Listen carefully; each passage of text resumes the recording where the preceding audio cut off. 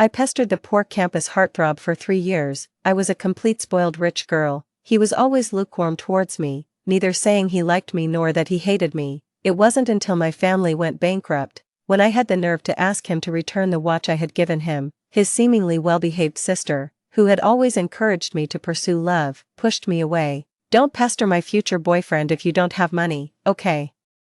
Only then did I know that the sister he had been taking good care of and showing concern for wasn't his biological sister, but his foster sister. The campus heartthrob who had always given me a cold shoulder actually obeyed her every word. He had been playing along with me for a full 3 years because of her. After being reborn, I went back to the day when I forcefully pursued the campus heartthrob. I hugged the arm of the wealthy young master who was engaged to me and walked straight past without even glancing at him. In this life, I don't want to love him anymore. However, the campus heartthrob, who was originally beaten until he was covered in bruises, opened his eyes with great difficulty and tightly grasped my ankle with regret and pain. I stood on the rooftop and took a puff of my cigarette. The major debts of the company had all been transferred to my name in the past 2 months or so. For a full 73 days and 8 hours, I hardly had a full night's sleep. All I could think about when I opened or closed my eyes was how to raise funds. My mother passed away due to a stroke. My father was so devastated that he started drinking heavily. My elder brother was completely down and suffered from severe depression. I took on all the burdens, but no miracle happened. I was really just a spoiled rich girl. When it came to this critical moment, I could only think of one solution. After finishing the cigarette, my hands were a bit shaky. I couldn't help but open the chat window with Pei Guyan. The last message in it was still the good night he sent me by rote 2 months ago. I spent 100,000 yuan to get his WeChat account and 300,000 yuan to have him send me good morning and good night messages every day. But this routine had already ended because I couldn't help but slap his sister, Ji Qing. 2 months ago, I stared at the chat window, typed, and sent, Pei Guyan. I lit another cigarette and told myself that after finishing this cigarette, I really shouldn't hesitate anymore. The first minute, Pei Guyan didn't reply. While waiting, I boredly flipped through my contact list. They were all fair-weather friends. They all avoided me like the plague after they learned that my family had gone bankrupt. The few true friends I had gradually drifted away from me in the past few years when I was desperately chasing Pei Guyan. I had no one to talk to anymore. The second minute, I didn't indulge Pei Guyan. I called him over and over again, using the most disgusting ways I could think of. Pei Guyan, baby Pei, sweetheart Pei, handsome guy who looks like a big sweet potato with a butt so tilted that it can hold up the pyramid. After being a spoiled rich girl for 23 years, the only thing I was good at was flirting with others. The third minute, Pei Guyan finally couldn't stand it anymore and sent, Xin Yuzhu, stop being crazy. Okay, I smiled and took a fierce puff of the cigarette. What's wrong? We've tried all kinds of positions in bed. Are you being a hypocrite, Mr. Campus Heartthrob? Are you afraid that your girlfriend will check up on you? Pei Guyan was silent for a few seconds, and the message he sent was cold and heartless. Xin Yuzhu, Xiaoqing is my sister. You still haven't changed your habit of slandering others randomly with your young lady's temper. It's really disgusting, sister. 2 months ago, when I was so poor that I had no choice but to go to Pei Guyan and ask for the watch I had given him back, Ji Qing blocked me and pushed me down. At that time, she didn't say that. She said, Xin Yuzhu, you stupid rich second generation. Did you really think that my brother and I were from a reorganized family? We grew up together and like each other. You're just the first pot of gold on my brother's road to success. How many times in the past, when I couldn't figure out Pei Guyan's thoughts and was so tired that I wanted to give up, it was Ji Qing who pretended to be well-behaved and encouraged me. Sister Yuzhu, my brother is just cold on the outside but warm on the inside. Just chase him boldly and be more generous. He will definitely fall for someone like you. But after I lost my money, she suddenly changed her attitude. It turned out that all of this was just their couple's role-playing. I was stupid, and I admit it. Money is the best shelter in the world. I was too rich before, and my parents and elder brother loved me too much, so I didn't strive for progress. I deserved to be deceived. It's just, the cigarette was almost finished. I didn't have the time to argue with Pei Guyan about his lies. Holding on to the last bit of hope, I asked, Hey, Pei Guyan, can you return that Rolex Submariner I gave you? He disliked that watch the most and never wore it. He said it made him look like an uneducated upstart. Pei Guyan hesitated. What trick are you playing now? Do you still want to deceive me into meeting you, Shin-Yuju? Ever since you bullied my sister, I don't want to see you again, I said. It's okay if we don't meet, you can send it to me through someone else. Pei-Guyan didn't say anything for a long time. And there was only a short cigarette but left of my cigarette. I didn't have time anymore. I comforted myself that even if I got the watch back, it would just be a drop in the bucket. It didn't matter anymore. Pei-Guyan, okay, tell me an address, and I'll send it to you by express delivery. I sighed. Forget it then, it's too late. Pei-Guyan, Shin-Yuju, what on earth do you mean? I took the last puff of the cigarette forcefully. The cigarette but was burned so short that it almost burned my lips. I never thought that one day I would use this stingy way of smoking. I stood up and made my last request to Pei-Guyan. Hey, Pei-Guyan, say goodnight to me one more time. Pei-Guyan said, why should I? I stared at those 3 words and unexpectedly found that my heart still ached. Sigh, loving him was really a painful thing. Fortunately, I wouldn't have to suffer from this pain anymore. I didn't reply. I stuffed my phone into my pocket and took a deep breath. Then, without hesitation, I jumped off the tall building. I knew that 5 minutes later, my father and elder brother would receive a timed text message. Daughter/sister is incompetent and can't revive the company. But don't worry, when a person dies, the debts are cleared. You can live well from now on. By the way, the little niece is so cute. Teach her to study hard and make a name for herself. Don't be like me. I closed my eyes. In the next life, I don't want to be a spoiled rich girl anymore. I don't want to hit anyone's wall of resistance anymore, not even until my head bleeds. 2. After a severe bout of dizziness, I tried my best to open my heavy eyelids. Then, I was stunned. The surroundings were neither the white walls of a hospital ward nor the burly men from a debt collection company. There was only a bustling entertainment club filled with feasting and revelry, a world of luxury and debauchery.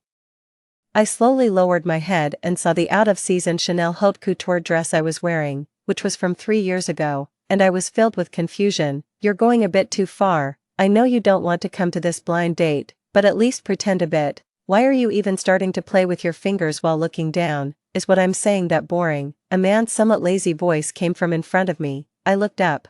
It turned out to be Su Mingluan, the eldest son of the Su family. 3 years ago, we went on a blind date. I was stunned. I had actually been reborn back to 3 years ago. Suddenly, there was a commotion outside the window. There were people scolding, and the sounds of punching and kicking. I remembered everything. In my previous life, I heard this commotion. Relying on my status as the young lady of the Shin family, I went to see what was happening. After that, I fell in love at first sight with Pei-Guyan, who was being beaten up. I spent money to settle the matter with the guests who were beating him up. Unfortunately, my subordinates were too considerate and provided a one-stop service. Not only did they treat Pei-Guyan's injuries, but they also cleaned him up, got him drunk, and sent him to my bed. Unaware of the truth, I thought that Pei-Guyan had offered himself to me out of gratitude, so I readily accepted without hesitation. Only later did I find out that he deeply resented me because he thought I had forced myself on him. In this life, I don't want to get involved in this ill-fated relationship again. Miss Shen, what a big commotion. Do you want to go and take a look? Su Mingluan leaned forward with great interest. I lowered my head to eat. No, let's just chat. Su Mingluan stared at me in surprise. Well, I'm truly honored, but for some reason, the commotion this time was even louder. Pei-Guyan, dressed in a waiter's uniform, pushed the security guards aside and rushed into the VIP area as if he was running for his life. His nose was broken, and he was covered in blood. He seemed to be stunned and hit the corner of our table, making the glass cup hum. Damn it, you little bastard, you still dare to run. You broke my watch, and if you don't have the money to pay for it, you'll have to pay with your poor life.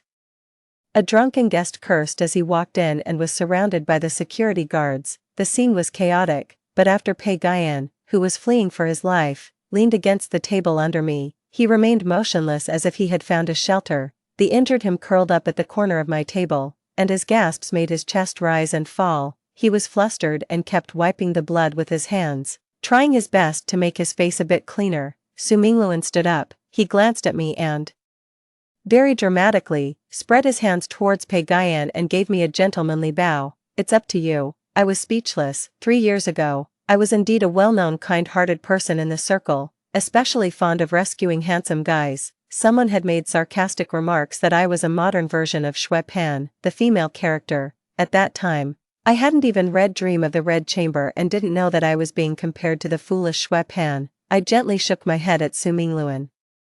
Stood up, and held his arm tightly. Let's go, it's too noisy here. Su Mingluan looked at me in surprise. I didn't notice that Pei Guyan, who was curled up at the corner of my table, also froze in disbelief. I didn't even look at him. I pulled Su Mingluan and bypassed Pei Guyan. The moment I took my first step, someone suddenly grabbed my ankle tightly. Pei Guyan supported himself with one hand on the ground and held my ankle firmly with the other hand, covered in blood and almost fainting.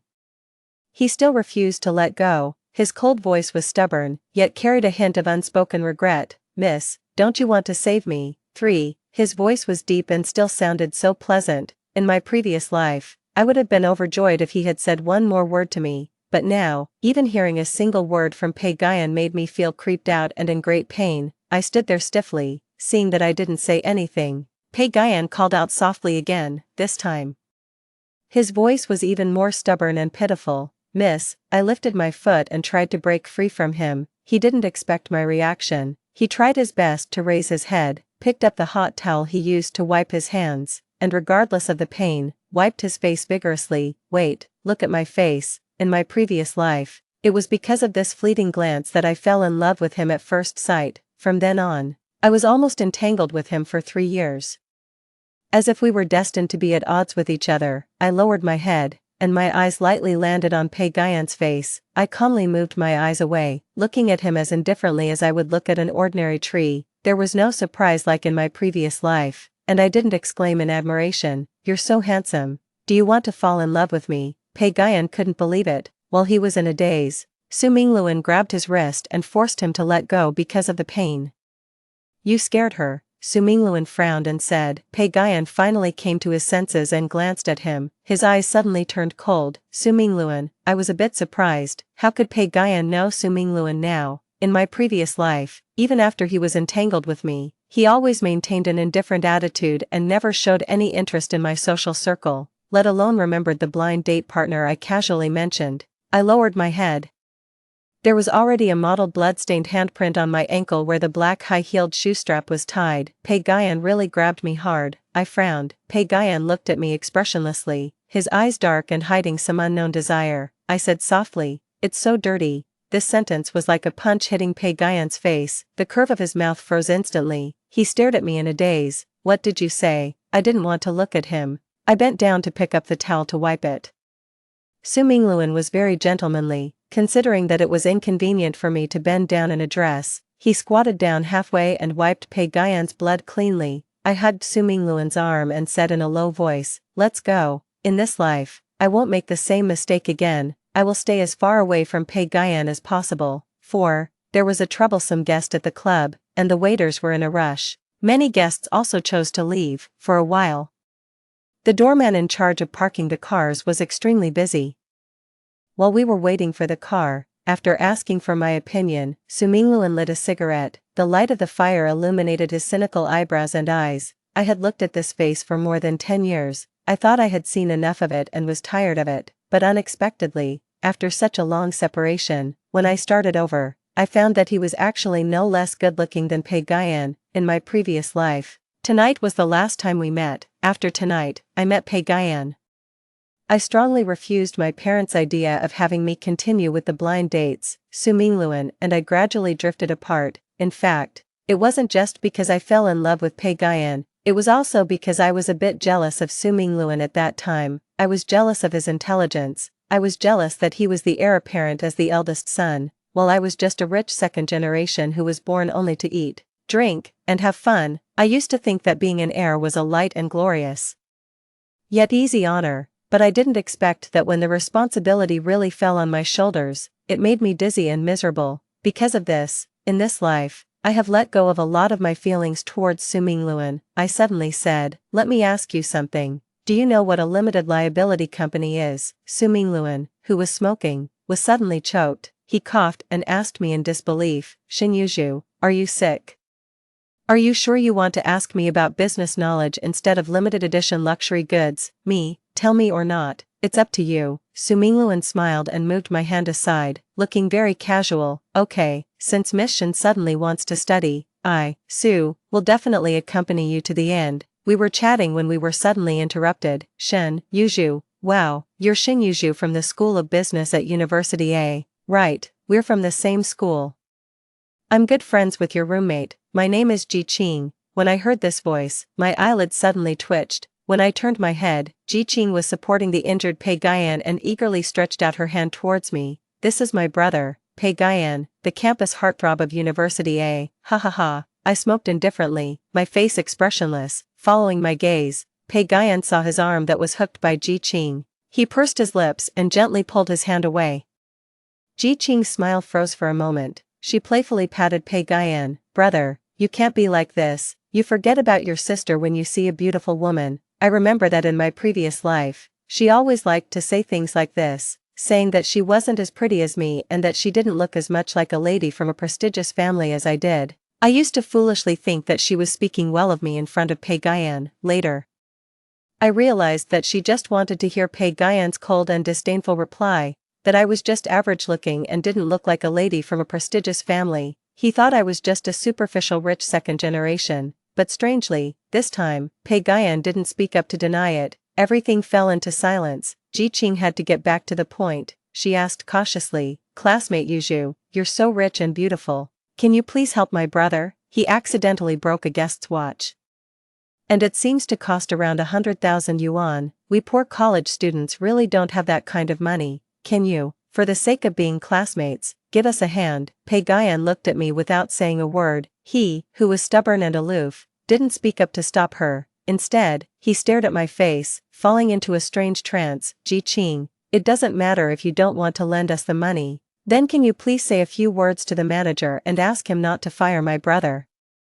We really need this job. Please, just say a word. I looked at them. It was really ridiculous. In my previous life, when Ji Qing and I had a falling out, she repeatedly said that they didn't need my help at all in the first place. It was me who was being persistent and pestering Pei Guyan, so I deserved to be let down. But in this life, why did she come to me on her own initiative when I hadn't even taken action? I looked at her indifferently. I refuse. Ji Qing's smile disappeared.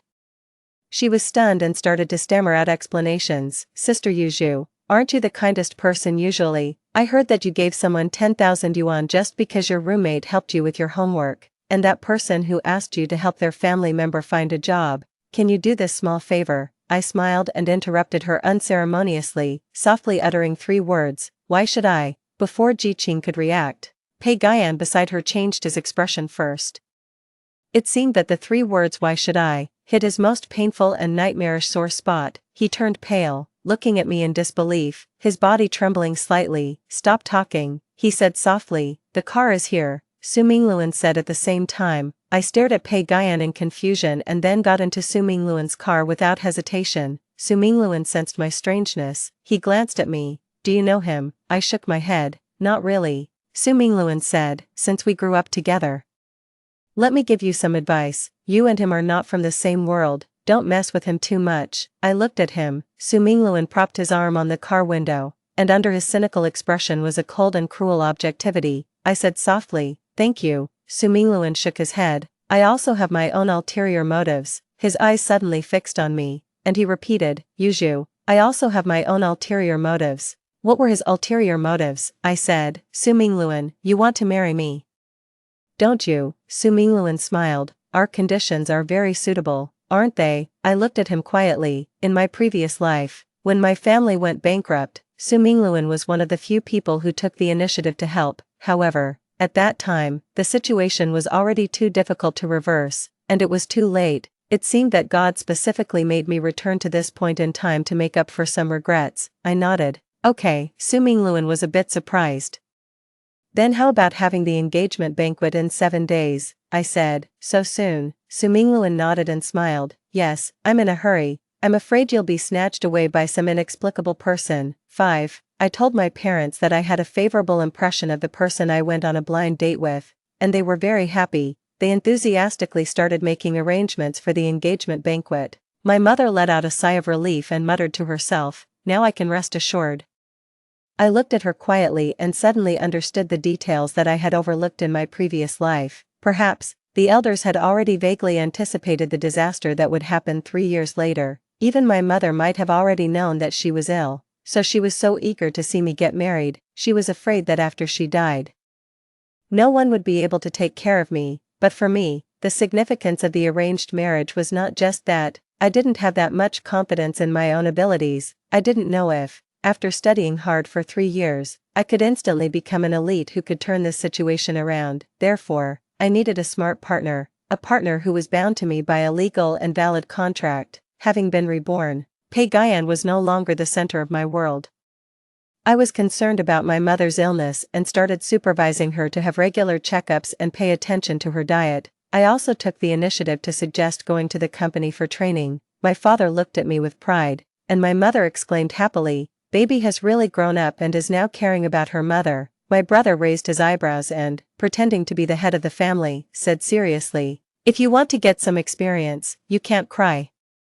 Internships are very hard, and you have to get up early every day." But less than a minute later, he couldn't keep up the act. "It doesn't matter if you can't get up, brother will get you an empty office, you can decorate it however you like." Okay, I looked at them, and my eyes involuntarily turned red. They really loved me and didn't want me to encounter anything that required me to work hard and persevere in my life. They wanted me to be a carefree princess for the rest of my life.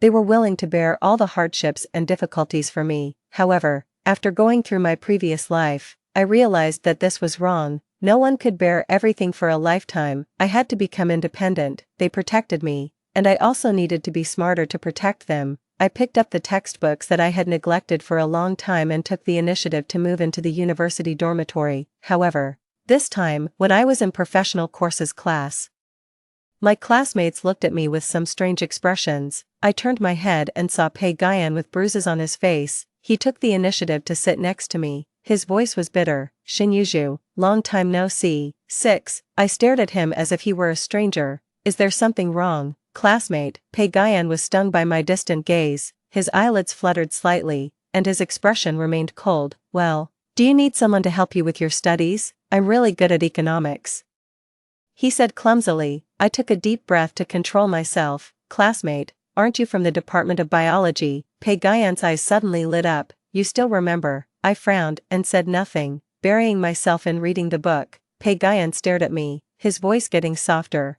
"Although I'm not from the school of business, I can learn." His Adam's apple bobbed. He had an expressionless face, but he stuttered so much that the tips of his ears turned red. "I can also learn other things."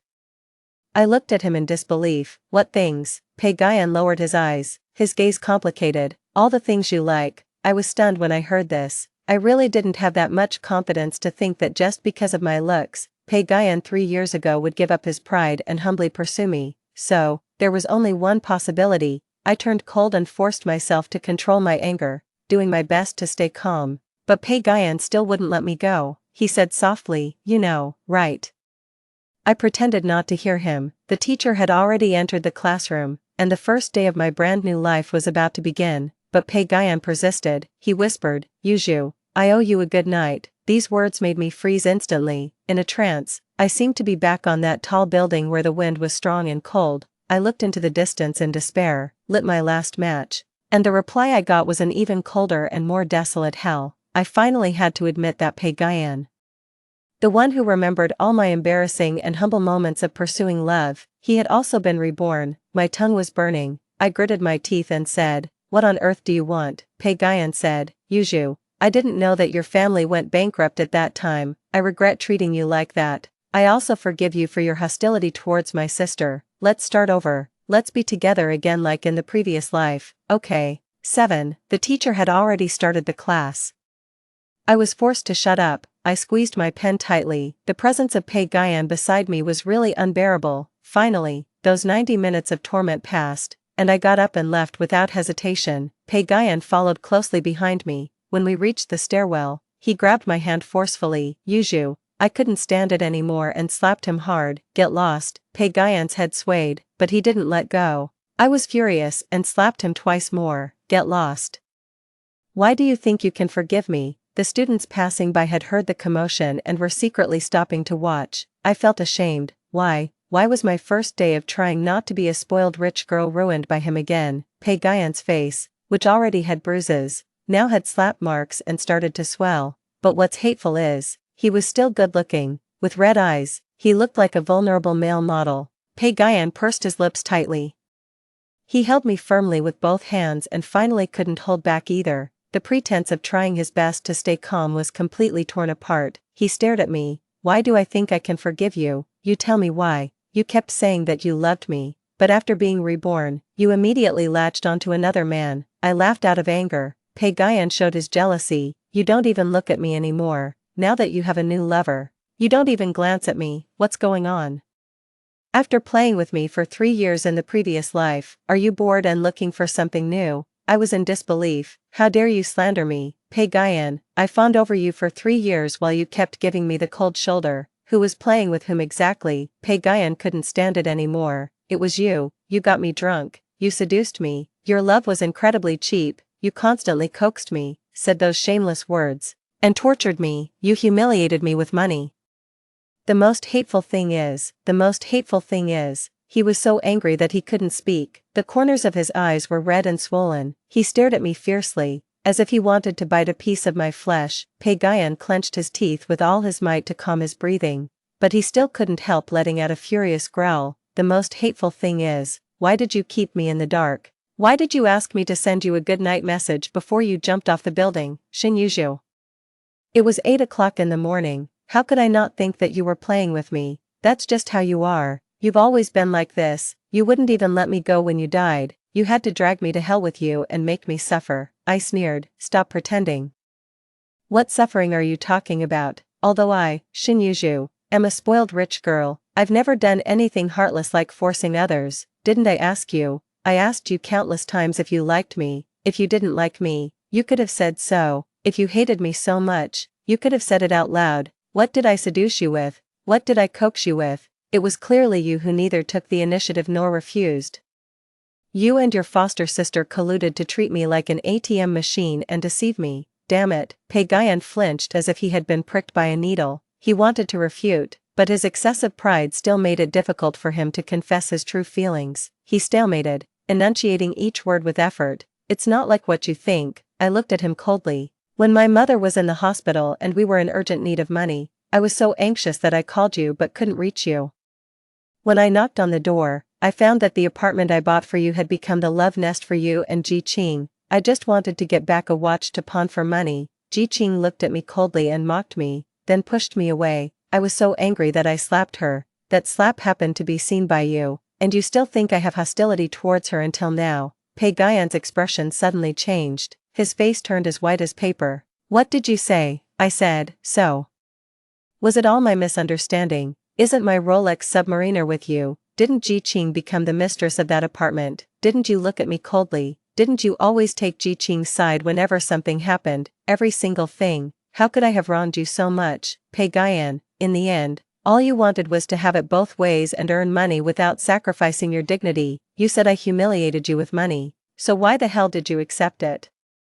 I suddenly pushed away the stunned him. He wasn't prepared and was pushed against the wall by me. I walked away in big strides, but I hadn't gone far when he caught up with me. Pagayan said in a low voice, why wouldn't she give you the watch? Xiaoqing wouldn't do such a thing. Is there some misunderstanding? Misunderstanding your ass. I couldn't stand it anymore and kicked him. Pagayan let out a whimper and covered his stomach. But he still gritted his teeth and held on to me. Xiaozhu. Please, wait a moment. It was rare for the arrogant him to show such a flustered and vulnerable look, but I didn't care anymore. Yuzhu. I turned around when I heard the voice. Su Mingluan was holding the car key on his index finger and walking towards me. The savior I had messaged for during class arrived in time. I said to him, take me away. Su Mingluan immediately blocked Pagayan, who still wanted to pester me. He took a closer look at Pagayan and, not surprised, said, why is it you again? You can't keep clinging to the same person when trying to climb up the social ladder. She's my fiancé now. Pagayan, who had been persistent and even glared at Su Mingluan with caution, suddenly changed his expression. He looked at me in disbelief. He's lying. I looked at him as if I were looking at those absurd years of mine. Pagayan, I've really given up on you. Stop pestering me. Pagayan was devastated. This was the first time in all these years that I had seen him so emotionally broken. He looked at me with red eyes, his lips opening and closing. In the end, he only said 3 words, impossible. what's impossible about that? Does he, Pei Guyan, really think he's an incredibly wonderful person in the world and that I can't live without him? Leaning against the car window, I sank deep into the memories of the past. In my previous life, at our first meeting, I left my blind date behind, wiped the blood off his face for him, and took off the watch on my wrist to pay off his debt. At our second meeting, he lay on the hotel bed with a blank look in his eyes, staring at me with a red face and not moving at all. That night, Pei Guyan wasn't actually as passive and helpless as he claimed. If someone is truly drunk, they can't even get up, so how could he have done those things by himself? Later, he was sometimes cold and sometimes warm towards me. He said he had to work part-time and his studies were heavy, but even the occasional dates he promised would always be cancelled because of his sister Ji Qing's minor illnesses. Only then did I vaguely realize that in Pei Guyan's heart, his sister's status was much higher than mine, much higher, far higher. At that time, I was someone who always got what I wanted and had never suffered, encouraged by Ji Qing and deceived by Pei Guyan's ambiguous attitude.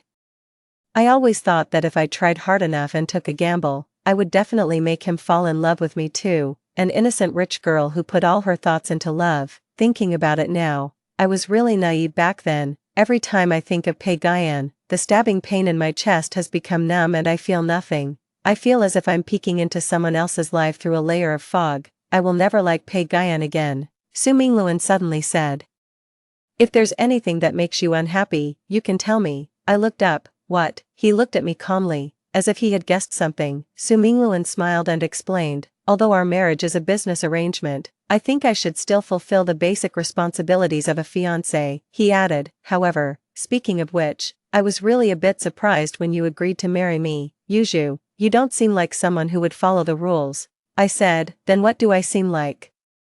Su Mingluan, in the past, you were a bit gullible and kind-hearted, but you were also very passionate. You would definitely do whatever you wanted to do. I thought that one day you would have a big fight with your family and then go in search of your own love. I fell silent, thinking of my previous life when I was bruised and battered. I couldn't help but let out a silent bitter laugh.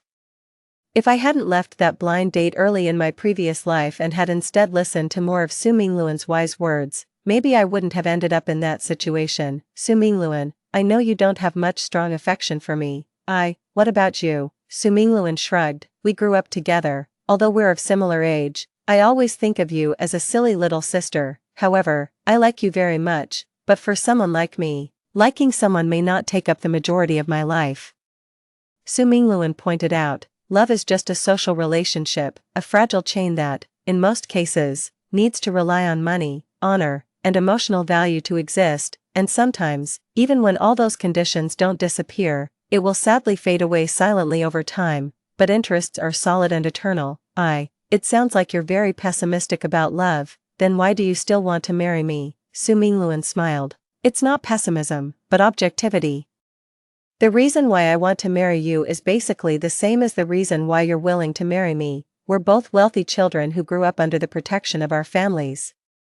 We've spent a lot of money and enjoyed many privileges that ordinary people can't have even after a lifetime of hard work, so it's time for us to give something back to our families. At this point, talking about pursuing love or freedom is just the willful behavior of a child. Then I wish us a pleasant cooperation, Su Mingluan gently added, but I also want to make one thing clear, although I'm a pure rationalist, I'm not a heartless capitalist either.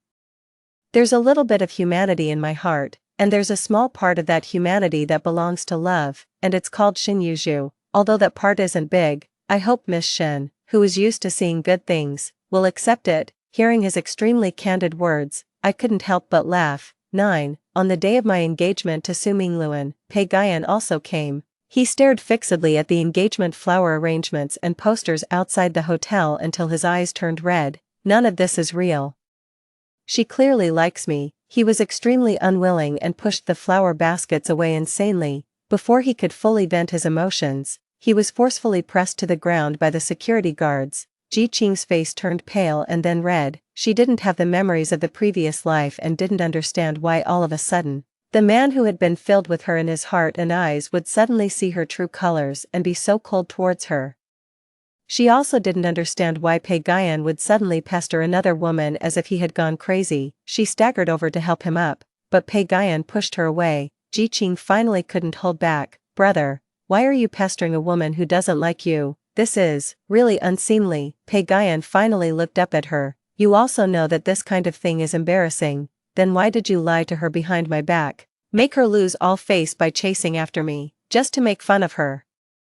Ji Qing was stunned. Who are you talking about? Pagayan's chest heaved violently. He stared at her, at this person who hadn't committed any mistakes yet, and it was like punching into cotton. He felt a sense of powerless irritability. This was a curse. Heaven had made him go back to the starting point of the story, but didn't give him any chance to atone for his mistakes. He could only helplessly watch those good opportunities slip through his fingers and could only hate the person who hadn't made any mistakes yet. Pagayan felt as if he had fallen into a stagnant lake. He weakly waved his hand at Ji Qing. Don't call me brother anymore. We're just neighbors who played together when we were children. Ji Qing, I don't want to see you again in the future. He turned around and looked at the cold-faced security guards surrounding him. Each of them had a look of vigilance and contempt, as if they thought he was some kind of person who hated the rich and deliberately came to cause trouble. Pagayan then realized that if I didn't love him, he couldn't enter my world at all. In the previous life, his indifference, his arrogance, and even his pretended ambiguity were all just the power I gave him because I liked him. He couldn't stand it anymore. All his previous indifference disappeared, and filled with regret. He knelt on the ground and growled, Shinyuju, come out, Shinyuju. When I appeared in front of him wearing the engagement dress, he suddenly couldn't say anything. He looked at me gently and said with great difficulty, Shinyuju, what if I said that I actually fell in love with you before I even realized it? I couldn't help but open the chat window with Pagayan. The last message in it was still the good night he sent me by rote 2 months ago. This sentence was like cutting with a knife and removing the bones. It was as if his last backbone was being pulled out bloodily. He had no other way left. I lowered my head and said softly, Pagayan, you think your love is precious, but I don't need it anymore. I said distantly, please leave. If you dare to appear in front of me again, I'll ask the security guards to escort you out. Pagayan's pupils shrank. He stared blankly at my departing figure. Then buried his head deeply and let out a very faint sob. 10. I walked back to the banquet hall. Su Mingluan was chatting happily with my brother. When he saw me, he handed me a glass of champagne. Leaning down, he whispered with a hint of faint, unnoticeable jealousy, there really are people trying to snatch you away. Fortunately, I got engaged early. I smiled and shook my head. He asked softly, who was that person? I replied calmly, just someone I don't know well. The grudges of the previous life are now the dust of this life. From then on, my brand new life was just beginning. Story 2. When I woke up, I was told that I had been in a vegetative state for 5 years. At the time of my car accident, Wan Zekan was at his lowest and loved me the most. During my deep sleep, I became his eternal unrequited love. Now that I've awakened, Wan Zekan has achieved great success. It seems I'm now somewhat superfluous. I looked towards Wan Zekan at the foot of the bed.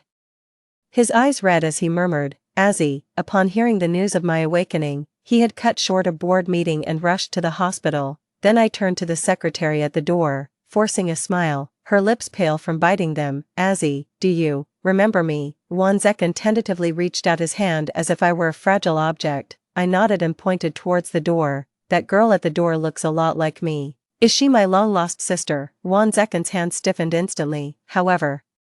The girl at the door stepped forward, managing a smile. Mrs. Wan, hello, my name is Wen Xiaowen. I am Mr. Ruan's secretary. By the end, when Xiaowen could no longer hold back her tears, covering her mouth as she quickly ran out of the room. Xiaowen, Wan Zekan instinctively called out before starting to follow her, then remembered I was still there. It's okay. I nearly had the words generous written across my face. You must have important work matters to discuss. Go after her. Wan Zekan stared at me, his dark eyes swirling with complexity, but he eventually chased after her. Watching his retreating figure, my heart gradually cooled. I reached out and grabbed the little boy playing games at the bedside. And you're in trouble. Are you the future protagonist who forces the heroine to undergo kidney removal and corneal donations? My expression was fierce. Did your father raise you according to the criminal law? The boy, as beautiful as a porcelain doll, pushed me away. Old lady, I command you to let go. I paused, then scoffed, pulling out the 4 and getting out of bed, ready to arm myself. The hunt began. I had been asleep for 5 years and had only one dream. In the dream, it was like reading a novel, and my son Wan Yu was the novel's ruthless, tyrannical male lead. due to his mother's early death and his father's favoritism towards his stepmother. Won Yi grew up lacking love and became warped, killing the heroine in the name of love, achieving a realistic version of chasing his wife to the crematorium. I cursed for 5 years in my dream, perhaps because my curses were too filthy. I, who was supposed to die in my sleep according to the plot, suddenly woke up, comparing timelines. I had 1 year left before the plot's appointed death. I had a feeling I couldn't escape the fate set by the novel, that I would still meet my end. I sighed deeply. Alright then, I'll use this year to try and correct Won Yi, as a gift to the future heroine from her mother-in-law. So when Won Zekin rushed back to the room, he saw me with one hand on my hip and the other holding a shoe, while Won Yi was in the corner, sobbing, his little behind covered in shoe prints. Won Zekin froze in the doorway for 2 seconds. Seeing his father, Won Yi tried to hold back his tears, stubbornly turning his little face away. But the hope in his eyes was unmistakable. He was hoping his father would rescue him from this crazy woman, but his hopes were dashed. Won Zekin didn't even glance at Won Yi, walking straight over to scoop me up, barefoot. Won Zekin carried me back to bed, his eyes full of concern. Azzy, you've just woken up, your body is still weak, just call the nurse if you need anything. In the corner, Won Yi's dark eyes dimmed further, his little fists clenched at his sides. TSK. I pushed Won Zekin away, jumped off the bed, and scooped Won Yi into my arms. Is this how you've treated my son these 5 years? How can you be as indifferent as air? As I spoke, my anger grew. Do you still have the nerve to feign affection in front of me? You enjoy the process of having children but refuse to take on the responsibility. Won Zekin was stunned, unaccustomed to seeing the fragile item in his mind suddenly transform into a sharp weapon attacking him. Mrs. Won, please don't say that. At that moment, when Xiaowen, with tears streaking her face, rushed in, Mr. Won has been working tirelessly for you and young Master Won. That's why he sometimes neglects the young master, but Mr. Won often drinks until he gets gastric bleeding and works overtime until late at night. I've seen all this with my own eyes. She took a deep breath, as if gathering courage. Madam, what I am about to say might offend you, but I still have to say that for the past 5 years, it has been Mr. Won struggling alone. While you've just been lying here comfortably, you still misunderstand Mr. Won, and it truly disheartens people. I raised an eyebrow. What a fine example of a man's flower of interpretation. Won Zekin looked at Wen Xiaowen with surprise and emotion in his eyes, as if for the first time seeing through her skin, similar to mine, to the unique heart within. As for me just lying here comfortably, I laughed. Miss Wen, guess why I was in a car accident and became comatose, guess whose life I risked mine to save. Won Zekin's face turned pale, his eyes filled with guilt, but when Xiaowen was not yet defeated, she argued, but even so, that was 5 years ago. Even if you saved Mr. Won, you can't keep morally blackmailing him like this. How am I morally blackmailing him? I was also tired. You speak without thinking and lack logic. It's simply a waste of my life. Nurse, get her out. She's polluting the air around me. Azzy, how can you? Won Zekin frowned, not understanding how his gentle and unassuming beloved had turned into such a shrew. And I treated everyone the same. Enough talk, you can leave too. Won Zekin eventually left, though he didn't show anger. His eyes were full of disappointment. I didn't care much, and lifted Won Yi onto the bed, rubbing his head. Son, what game were you playing just now? My mix of sternness and sweetness left him extremely uncomfortable. Seizing the opportunity, Won Yi jumped out of my arms and picked up his game console. War of Sanctum, it can be played on the computer too. I responded with an oh. Is it fun? Won Yi's ears turned red as he coolly judged. Just a way to pass the time. That sounded like something a typical CEO from a novel would say, but you're only 7 years old. Starting to pass time now. Don't you think it's a bit too early? Thinking this, I pressed the call button, asking the nurse to bring 2 high-performance computers. What are you doing? Won Yi asked warily, like a little black cat with its fur on end. Just passing time with you. I shrugged. Your mom still needs to stay in the hospital for observation. We can't just sit and stare at each other. The nurse brought the computers and the main units, but there weren't enough sockets. Just unplug my oxygen machine. I casually waved. No. Won Yi instinctively protested. I felt reassured. The kid wasn't completely heartless after all. Then I got out of bed and unplugged my own oxygen machine myself. Won Yi, don't ask. It's just the rebellious phase of an old mother. Once the game was installed, Won Yi logged in to continue his mission. while I started creating an account under the guidance for newbies. This massive online game called War of Sanctum had 3 major races: humans, demons, and spirits. Humans could ascend to immortals or fall to demons, and within the demon and spirit races, there were over 100 professions to choose from. I was dazzled by the choices and consulted, "Son, what race are you?" "That's not called a race." Wan Yi, focused on his screen, looked unexpectedly cool even though he was only a 7-year-old. He said, "I'm a demon, my profession is war chariot." "You're a car." I was surprised. Wan Yi rolled his eyes in annoyance. "Not an actual car, but like the chariot in chess." "Wow, that's so cool." While praising him, I gave him a light knock on the head and said, "Don't roll your eyes when talking to someone, it's rude." "What are you doing?" Wan Yi covered his head and turned away, his hand leaving the keyboard, and the battle tank he was controlling was immediately killed by a monster. Wan Yi pursed his lips, clearly angry but not daring to speak out. "Sorry, I won't knock on you again when you're in battle." I immediately apologized, then added, "I'll save it all up and settle after you're done fighting." Perhaps never having had someone care so much about his feelings, Wan Yi was stunned for a while, then turned his head awkwardly and said, "It's okay." In the end, I chose to play as a plain-looking human and decided to follow the path of cultivating and healing. Just as I had completed a quest in the newbie village and was about to hand over the hunted goods to the village chief, I was ambushed by a player nicknamed Newbie Butcher who was at level 7, game over. Seeing the screen covered in blood red, I couldn't help but scream, "What happened?" Wan Yi jumped at my shout. On the screen, the Newbie Butcher picked up the loot dropped from my character's corpse and even did a dance move to mock me.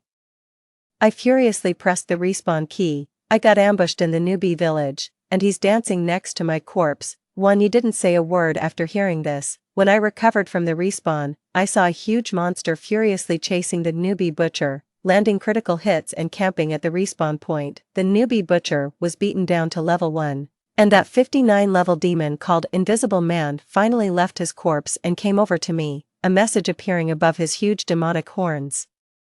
"Invisible Man, go dance." At first, I didn't understand until I saw the Invisible Man dancing next to the Newbie Butcher's corpse to mock him. I was dumbfounded and slowly turned my head to look at Wan Yi, who had a stern face, then slowly raised a thumbs up. "Awesome, no wonder you're the main character." I suddenly understood why the female lead endured so much suffering and still wouldn't leave Wan Yi. Some people really are born with a charm, being terrible at the game. Wan Yi simply took me on quests, and as I kept praising him with, "Son, you're so cool. Son, you're so handsome," he gradually lost himself, unable to suppress a small smile. With Wan Yi's battle tank paving the way, I easily leveled up to 9, focusing on refining pills while he took care of the monsters, and thus my skill in alchemy reached level 4, but feeling it was too slow, I waved my hand and spent a chunk of money, kitting both me and Wan Yi's game characters in top-tier gear from head to toe. Funny, I might be unlucky and unfortunate, but I've never been short of money. Wan Yi's startup capital all came from my dowry, and his connections also stemmed from my family. What you give, you get back. And the reason I haven't divorced Wan Yi immediately is to leave the undivided family assets entirely to Wan Yi. So whether that secretary named Wen Xiaowen is truly love-struck or harbors the ambition of picking up victory cheaply, she's made the wrong move. Just as I was momentarily distracted, my screen was covered in blood red again. I had been killed, except for the premium gear. The pills I had painstakingly refined all day were picked up by those 3 demons. "Old lady, what are you daydreaming about?" Wan Yi was helping me with a quest when he turned around and found me killed, his tone becoming sharp. "Firstly, I'm your mother, not an old lady, and if you don't want to call me mom, you can call me sister or Guzi. Respect is the basis of communication," I calmly responded. "Secondly, you owe me a knock on the head." Wan Yi helped me seek revenge, and those 3 demons, not expecting me to have such a strong bodyguard, were no match for Wan Yi. They started pleading in private messages to return my pills, but Wan Yi ignored their pleas. His moves still fast and fierce, mercilessly slaughtering them. I noticed Wan Yi particularly liked using a finishing move called Bloodthirsty Demon Claw, which tossed opponents into the air and tore them apart, the blood and flesh bursting like fireworks, creating a gruesomely impactful scene. I turned to look at Wan Yi, observing his straight mouth corners and his clear, firm gaze. His actions were swift, devoid of any mercy or hesitation. This child was far too composed, or rather, he was incapable of empathy. I didn't stop him immediately. Instead, I just watched Wang Yi continue until he was satisfied. Perhaps my gaze was too intense because this time Wang Yi didn't target those 3 individuals again, and after those 3 demon clan members resurrected, they threw out a threat, "Bitch, wait for me to bring my guild to gang up on you." Before teleporting away, still unfamiliar with the game, I asked Wang Yi, "What is a guild?" Wang Yi's expression darkened as he explained, "It's like a small group. You can join a guild after reaching level 10. Those people just now were from the Holy Fighters Guild, a recently established guild, but its leader is very powerful, which is why it's thriving rapidly, so, we've landed ourselves in big trouble." "Huh," I realized. "Do you belong to any guild then, son?" "No," Wang Yi scoffed, "those mediocrities aren't worth it." It was somewhat incongruent to hear such words from a grade schooler, but then again, considering he is the future protagonist who could commit atrocities without legal consequences, it all made sense. Thinking I was silent from fear, Wang Yi awkwardly added, "Don't worry, guild leaders are usually very busy and don't have time to pursue personal vendettas, unless that guild leader had encountered something displeasing today and was looking for a way to vent."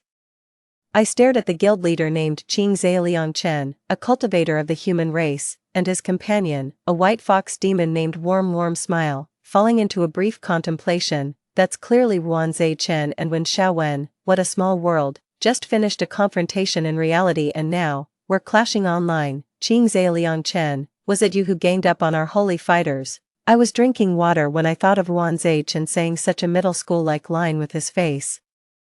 And I couldn't help but spit the water out. Warm Smile, you went too far. A level 59 bullying some level 13s, Wang Yi indifferently typed on the keyboard, "Invisible man." "Oh, so," I wiped the water from my lips, glancing sideways at Wang Yi. He seemed yet to realize that this divine couple was indeed his own father and his future stepmother. I thought about it and decided not to expose them. Instead, I just took another sip, the glass hitting my teeth with a clear and sobering clink. 5 years ago was when Wan Zai Chen loved me most, and I loved him most in return. Back then, I was utterly infatuated with him, his looks, his talents, his soul, and his devout yet fervent love for me. So much so that when an out-of-control car came hurtling towards us, my first instinct was to push him away. I pushed him away, and then I fell into a coma from which I couldn't wake. I helplessly watched him entangle with a so-called substitute and eventually become a couple. Did I love him? Yes, I loved. Did I hate him? Yes, I hated. But all that love and hate, 5 years was enough to erode them away. Now, my heart is calm, unusually calm like a lake that freezes over on a winter night, undisturbed by any storm above. Only Wang Yi, he is the little fish in my lake. I don't regret bringing him into this world, and I want to accompany him as far as I can in this limited life. Feeling unnerved under my gaze, Wang Yi frowned, glancing at me then quickly looking away. "Grandma, don't keep staring at me. If they attack, you run, hear me?" I just nodded. With Wan Zai Chen being a demigod at level 74 and even Wen Xiaowen's fox demon at level 36, I didn't think I could escape. Sure enough, as soon as the fight began, Wan Zai Chen and Wen Xiaowen coordinated perfectly. Wan Zai Chen aimed directly at Wang Yi, while Wen Xiaowen cut off my escape route. However, Wang Yi and I were more in sync. Wang Yi forcefully endured a hit from Wan Zai Chen, and ignoring Wen Xiaowen's attack, I quickly threw a healing pill to Wang Yi. At the same time, Wang Yi dodged and executed a combination of 3 moves, instantly killing Wen Xiaowen. Suddenly, the situation shifted to 2 against 1. Wan Zekan was clearly taken aback for a moment, then with a move, he traded his injured self for me in a barely face-saving 1-for-1 exchange, as I transformed into a corpse in front of Wang Yi.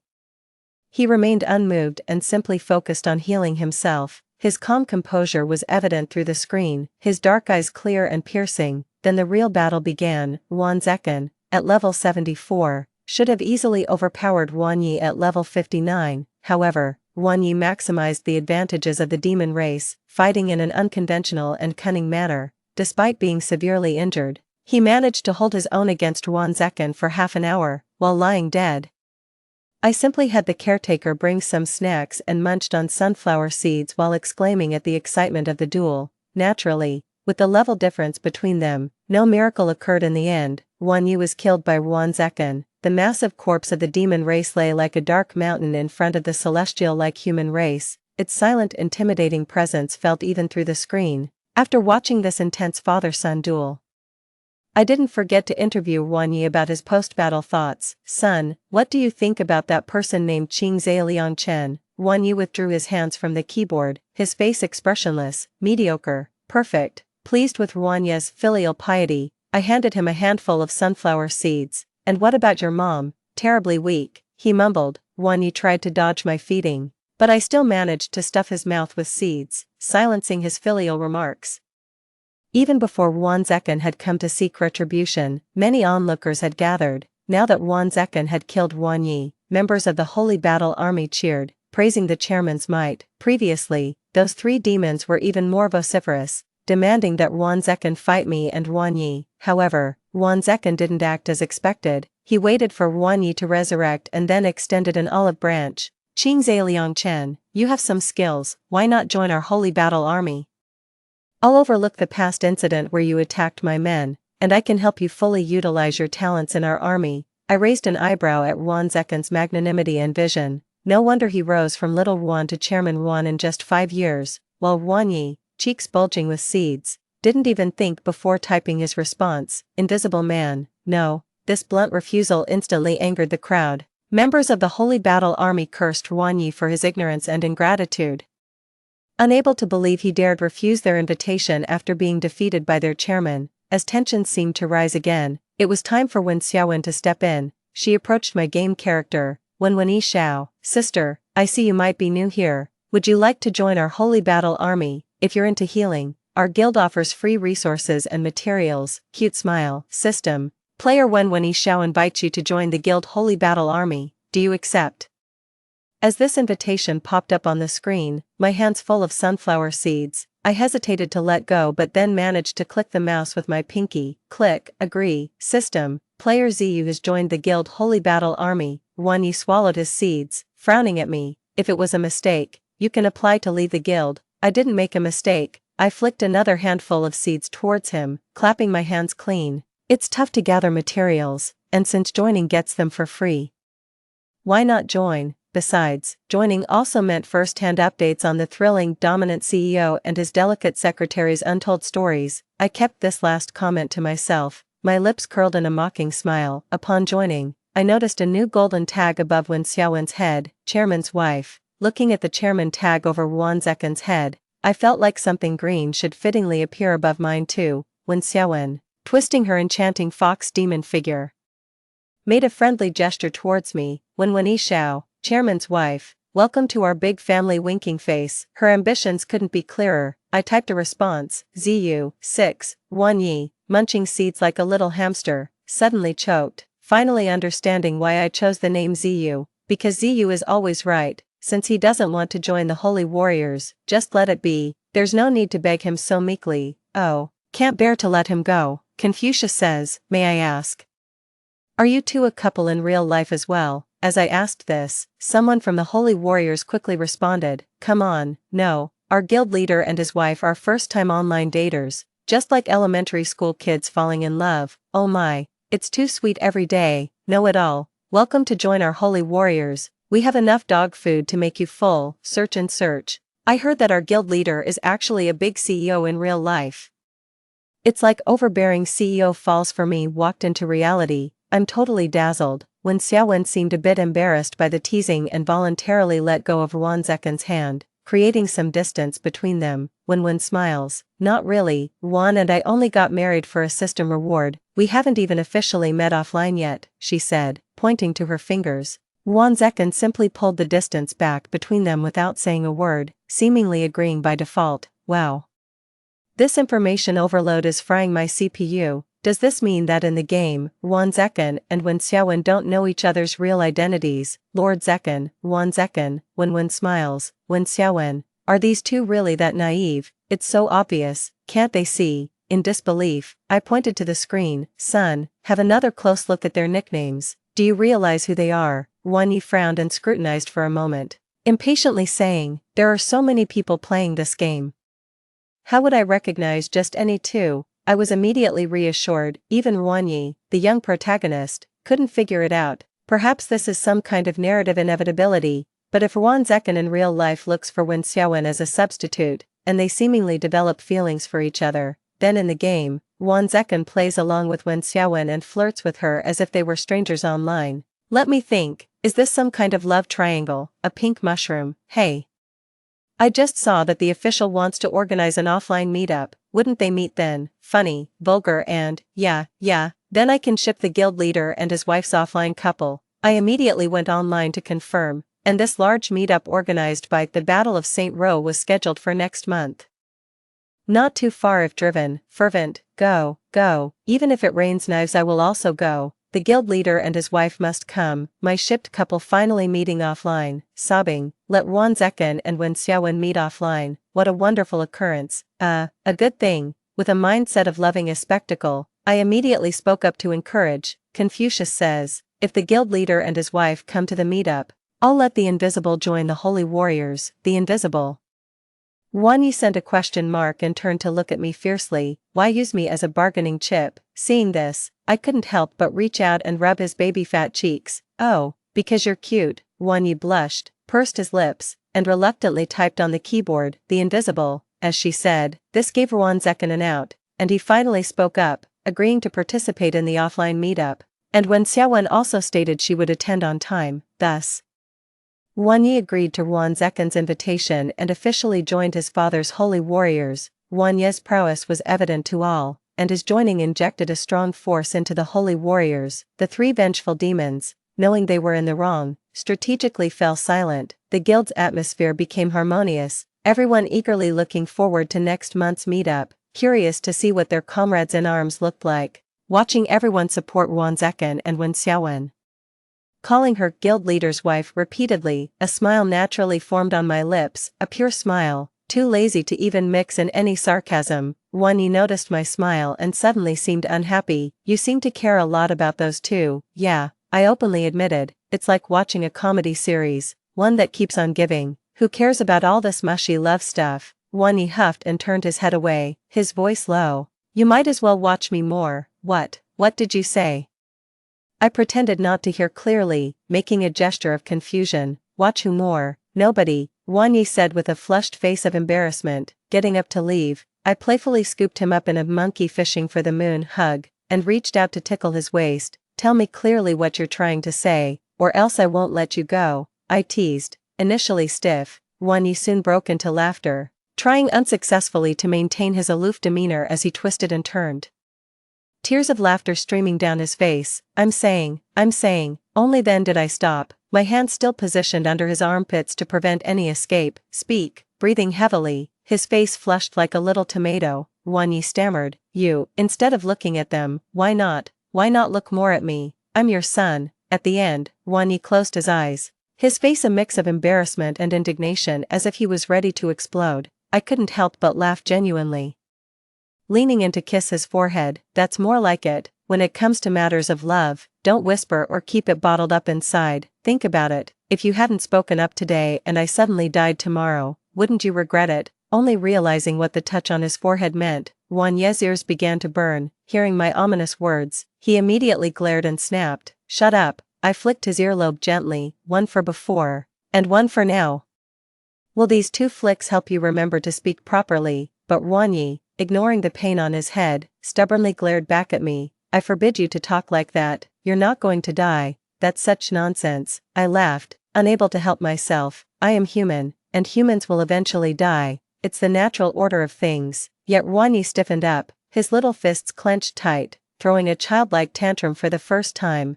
I don't care, you are not allowed to die. I paused, realizing my analogy might have been too much, scaring Wan Yi, a child just coming out of loneliness. Alright, I extended my pinky finger, softening my voice. I promise you, I absolutely won't die this year. Humans are fragile, but also very resilient. Shall we make a pinky promise? Wan Ye's eyes slightly reddened, muttering childish under his breath, yet still hooked his pinky with mine. Pinky promise. Hang me for 100 years if I change. Wait, why only a year? Wan Yi, catching on late, tightened his grip on my finger. I ruffled his hair vigorously with my other hand, messing up his soft black hair into a bird's nest. Because mom's magic is limited, dear, I can only see a year into the future for now. Maybe after a year, Perhaps mom's magic will be strong enough to predict 100 years. Magic, you're just fooling kids. Won Yi finally let go to fix his hair, complaining but finally smiling, as time passed quickly in the game during January.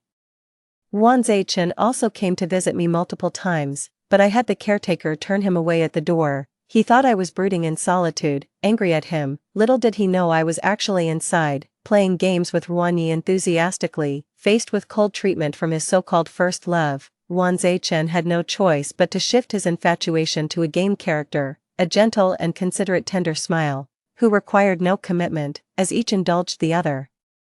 Their flirtation quickly escalated to a point where even a passing dog would leave belching. Sometimes I would take screenshots as evidence, but mostly I found it too cringe-worthy and focused instead on leveling up and spending money lavishly. Soon, my ability to spend money leveled me up to 69, making me the first person in the entire service area to max out my alchemy skills. Many rare elixirs could only be crafted by me, and for this, people were even willing to use real money to buy from me.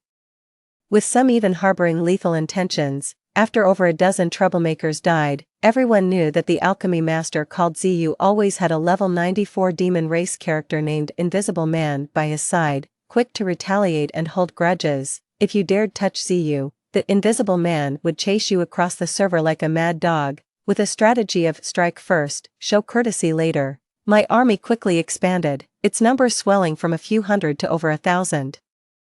Becoming one of the top-ranked guilds, people are drawn to strength, and with my liberal spending, my status in the guild was increasingly overshadowing that of the guild leader's wife. When Xiaowen seemed to feel threatened and tried multiple times to talk to me, but I refused every time. After all, I had already spoken to her in reality and knew well that nothing good could come from her self-righteous mouth.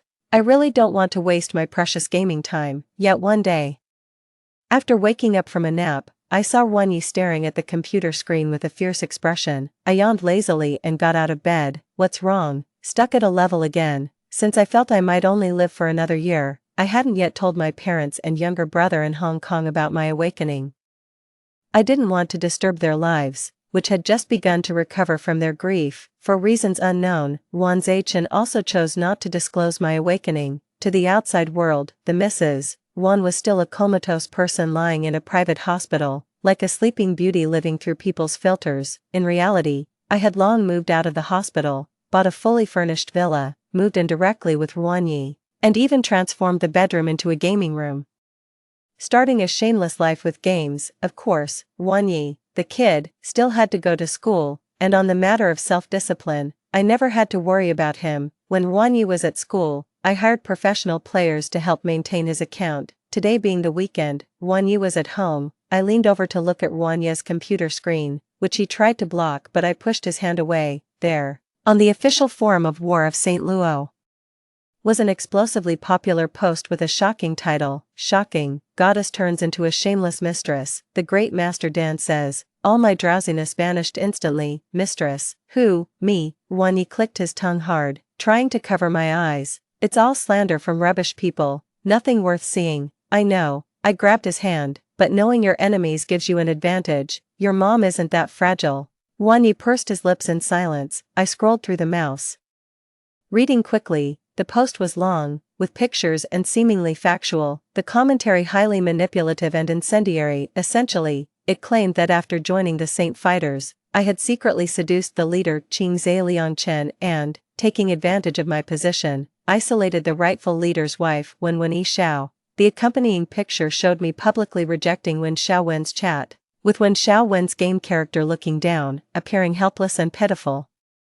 Further down, the comments stirred up the crowd, overwhelmingly sympathizing with Wen Xiao and cursing me. Many accused me of being cheap and desperate, suggesting that the money I spent in the game was likely earned through unsavory means. The insults were as harsh as they could be. Won Yi couldn't stand it anymore, slammed the webpage shut, and looked down, biting his lip in silence. I softened, squatting down to look him in the eye. Let me guess. You're thinking you couldn't protect me. Feeling angry and guilty. If it had been the old Won Yi, he would have remained silent, keeping his troubles to himself. But after a month of my guidance, he slowly began to express his inner feelings and slowly nodded. Once the dam of his emotions was opened, tears welled up in Won Yi's eyes. He felt indignant and more aggrieved. sympathizing with my plight and upset with himself for not being able to think of a way to alleviate this injustice immediately. No matter how talented Won Yi was, he was still just a kid. I rubbed his head, encouraging his honesty, urging Won Yi to look into my eyes. It's good to cherish others and want to protect those important to you, but you also need to know that I'm not just a decoration. I have my own strengths. You can trust me, and rather than your guilt, I need your trust more. Won Yi listened intently and then nodded resolutely. I smiled with relief. Son, enduring for a moment leads to ovarian cysts, stepping back causes breast hyperplasia. Do you know what the strongest counterattack is? Won Yi shook his head, puzzled. The strongest counterattack is when you don't argue or make a scene, you just stand there gracefully, and everyone else will end up proving you right. Although the post was deleted within 2 hours of its publication, it had already reached tens of millions of views before being taken down. By the next day, almost everyone attending the War of St. Luo meetup was aware of it. The officials of War of St. Luo were quite creative, providing all attendees with a custom headband topped with a flashing sign, as if straight from a game. Everyone displayed their own nicknames above their heads. Thus, when Wen Xiaowen, nicknamed Warm Smile, appeared, everyone warmly sympathized and greeted her as the club president's wife. Wen Xiaowen's in-game avatar, a seductive fox spirit with prominent curves, contrasted sharply with her innocent and endearing real-life appearance, which naturally elicited sympathy and admiration from the students around her.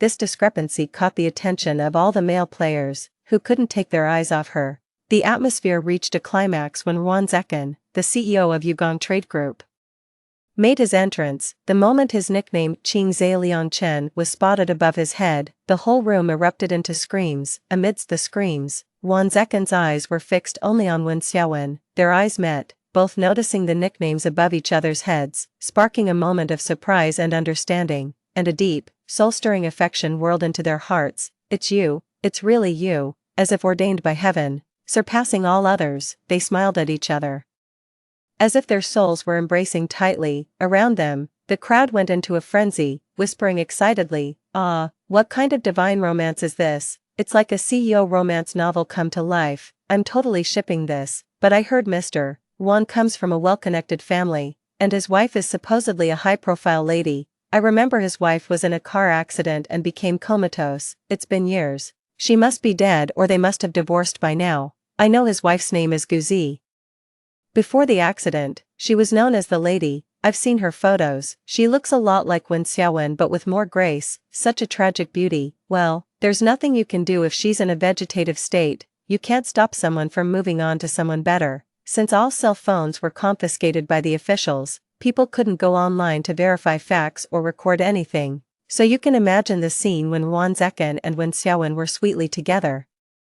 And the crowd was anxious. Just as Ziyu and Invisible Man Wan Yi made their dramatic entrance, the whole room felt like a bomb had been dropped. Holy shit, what the hell? That Invisible Man who tortured me in the game is just a little kid. Wait, isn't that the lady? If she is Ziyu, then who's the real mistress? Amidst the uproar, my eyes narrowed slightly and locked onto Wan Zekin's ashen face. His expression was more horrified than if he had seen a ghost at midnight. As for Wen Xiaowen, she collapsed to her knees in shock. The crowd scattered as if avoiding a plague, leaving her kneeling alone awkwardly in the center. I smirked and turned to Won Yi. How does this civilized face-slapping feel? Won Yi snorted indifferently. Meh, Zi, listen to me. Let me explain. Wan Zekin was pale, trembling as he tried to approach me, his steps unsteady. Just then, Wen Xiaowen suddenly vomited. She threw up violently, instinctively protecting her stomach. Everyone present was an adult, except for Won Yi. But even at his young age, Won Yi recognized the issue immediately. She's pregnant, Won Yi coldly declared. I raised an eyebrow and glanced at the stunned Wan Zekin. Is that your explanation? Wan Zekin's eyes were vacant. He finally collapsed to the ground in utter defeat. Disgusting, I muttered, pulling Won Yi along to leave. Let's go. Mom will take you to the amusement park. Humph, childish. Won Yi didn't even glance back at Wan Zekin. His nominal father, having lost all expectations, just held my hand tighter. I suppose I'll just have to accompany you, he conceded. After a whole day of fun at the amusement park, I woke up sore the next day, still in my pajamas, rubbing my eyes as I walked into the living room. There sat Wen Xiaowen, who had been waiting for 2 hours after I had called her. As I entered the living room, Wen Xiaowen's already straight back tensed even more, like a resilient little plant braving the harsh winter. I lazily sprawled on the sofa, and the maid brought over some perfectly warm tea. I leisurely sipped the tea, clearly seeing Wen Xiaowen struggling to swallow even a sip of water for 2 hours. I set down the teacup and pulled out a checkbook, scribbling and drawing with a pen. She then tore off the paper with a snap and slapped it onto the table. Just as if she had been waiting for this moment, Wen Xiaowen snatched the check from the table like a hungry tiger pouncing on its prey, tearing it into shreds with great satisfaction. Forget it, no matter how much money you offer, I will not leave Chen. Our love cannot be measured by money, she declared, proudly puffing out her chest. Wen Xiaowen continued, I'm not like you, I've never cared about Chen's money, I love his soul. We are true soulmates. I just owed and took another bite of the snack the housekeeper brought in, stung by my indifferent demeanor. When Xiaowen clutched her stomach, her eyes reddening, I know you're just pretending not to care, you love Chen, but even in the game, Chen and I would be drawn to each other's souls. He truly loves me, you're just jealous. With the demeanor of a victor, when Xiaowen stepped on the shredded check, laughing heartily. You try to insult me with dirty money and force me and the child in my womb away from Chen, but dream on. When Xiaowen, am not like you, I won't be swayed by money. Even if Chen were a beggar, I would still love him. I swallowed a small cake, rather speechless. Seriously, why should I give you money? Just look at what's written on the check. When Xiaowen froze, then looked down at the check beneath her feet with a strange expression.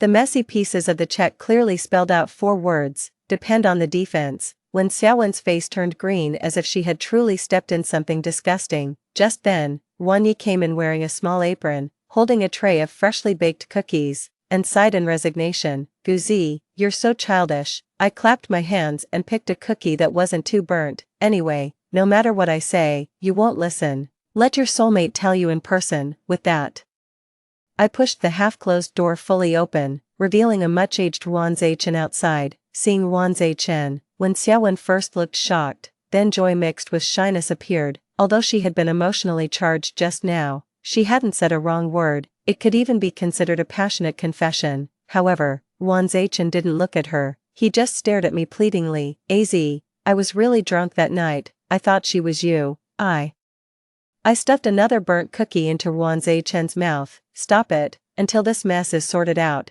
You gang's funds will remain frozen. Wan Chen, unable to spit out the charred cookie or swallow it, finally remembered he had a biological son to turn to, mumbling unclearly, Wang Yi coldly cut him off. This family doesn't need a bastard. If you can't sort this out, then this family doesn't need a father either. That statement was brutally cool. I couldn't help but applaud Wang Yi.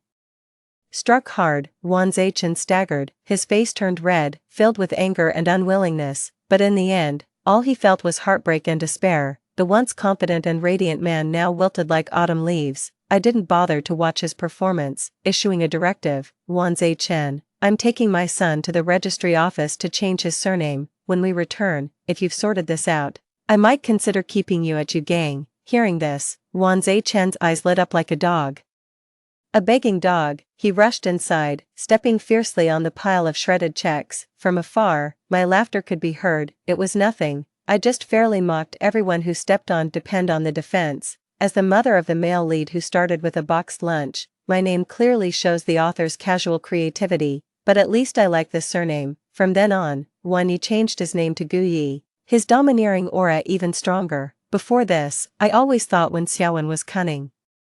Especially since she had orchestrated and posted that rumor herself. It turned out she knew all along that Wan Chen was playing Battle of St. Row, and had specifically created an account to pretend to encounter him in the game. And while I originally thought Wen Xiaowen was just looking for a marriage of convenience, it was unexpectedly a pure love motive. Wen Xiaowen earnestly begged Wan Chen to quit his job and elope with her, declaring she'd marry him even if he became a beggar. Gu Yi and I rewatched the room's surveillance, seeing Wen Xiaowen's face filled with happiness as she described "You're begging," in the future depicted in "I hold the bowl." Wan Zeken's expression was so ugly, it was as if he had eaten something foul. I had originally thought that Wan Zeken, torn between his beloved and his destined partner, would be driven mad by the situation. Unexpectedly, without hesitation, Wan half coaxed and half forced Wen Xiaowen to go to the hospital for an abortion. I turned off the surveillance, closed my eyes, and felt an overwhelming wave of weariness wash over me. It was like the ice on a lake cracking open, the cold air seeping in and deepening the chill of sorrow. At that moment, a warm touch covered the back of my hand. "Mom." Guyi looked at me anxiously, holding the back of my hand. He opened his mouth, his voice nervous and unfamiliar, painfully tugging at my heart. "Mom, Mom." I froze, then felt warmth well up in my eyes. "Yes, Mom, yes, Mom. Yes, Mom, yes, I'm here," Guyi cried, like a true child. He finally dared to cry unrestrainedly in the face of unconditional love. "Mom, Mom, Mom, Mom." Guyi called out repeatedly, like a fledgling bird, and I responded over and over, each reply sincere and heartfelt. He sobbed uncontrollably, struggling to breathe, clutching my hand as if grasping a dream-like salvation.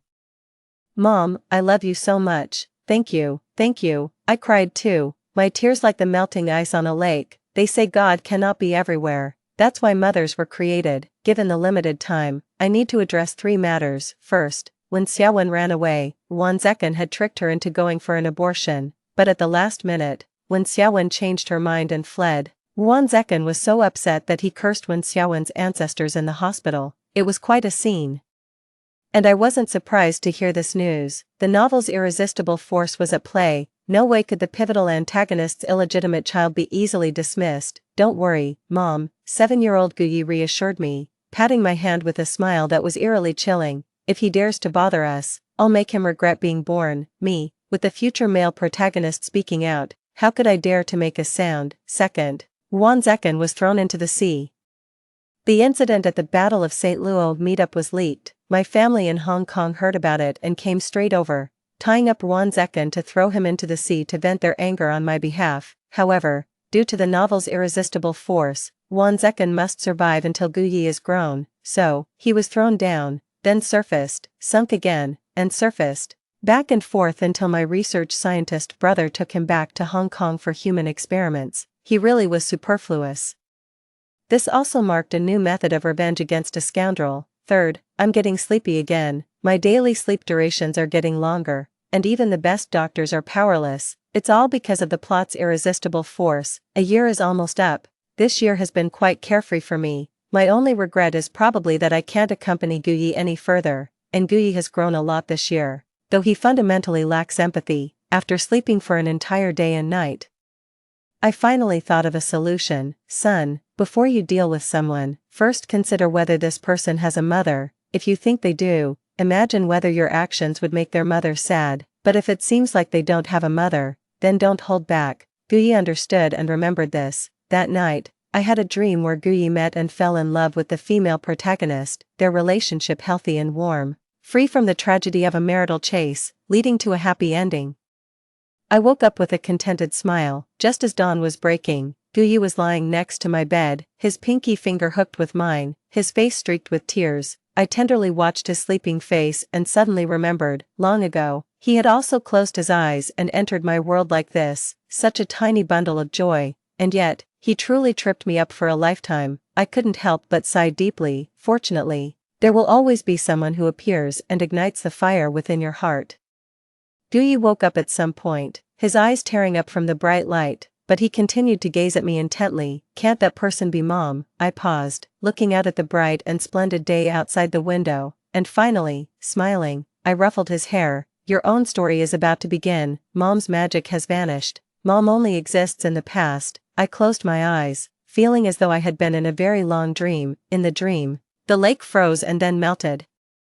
The clouds in the sky gathered and then spread out. At last, I dreamed I turned into a little red fish, and when I opened my eyes again, I was no longer anyone's wife or mother. If my life is still like a novel, then I can only be myself. Is that okay? Story 2. When the kidnappers forced Shen Xingchuan to choose between the two of us, he chose me over his childhood sweetheart, Xiao Qingmei, but I didn't leave with him, because I knew he would regret it. In my past life, after I was rescued, Xiao Qingmei was humiliated by the kidnappers who took inappropriate photos of her, and she ended her life on the night she returned. Shen Xingchuan pretended not to care, proceeded with our wedding as planned, but made me suffer throughout our marriage. 7 years later, I finally forced him to agree to a divorce, but on our way to finalize it, he lost control of his emotions and drove the car off a cliff. Even in his last moments, he blamed me. We owed Xiao Xiao We should have atoned for her in this life. How could you be so selfish? So, given another chance, I didn't want to live that way again. Wei, come with me. Realizing I had been reborn at the moment the kidnapper was holding a knife to mine and Tang Xiaxia's necks,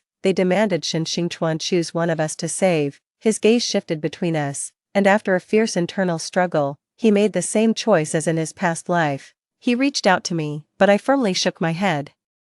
Shen Xingchuan, save Tang Xiaoxiao first. This time, I didn't want to owe anyone anything, nor did I want to live bearing the guilt of someone's death. Shen Xingchuan seemed relieved by my words. Wei, you are my fiancé, I should save you first, but since you've said this, don't blame me. Then he quickly left the scene with Tang Xiaoxiao, as if afraid I might change my mind, but I'm not like him, I don't regret my choices afterwards. In the previous life, he brought the money.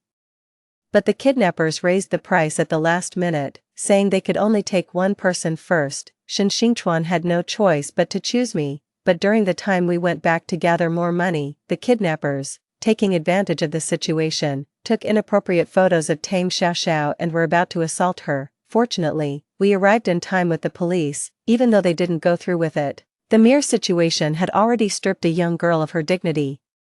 Tang Xiaoxiao returned home distraught and ended her life by wrist-cutting at night when everyone was asleep. By the time she was found, it was too late. Shen Xingchuan, upon hearing the news, showed no signs of care. He calmly handled Tang Xiaoxiao's funeral arrangements and compensated her family generously. Even when I suggested postponing the wedding, he flatly refused. Wei, marrying you has always been the plan. It shouldn't be affected by outsiders, yet.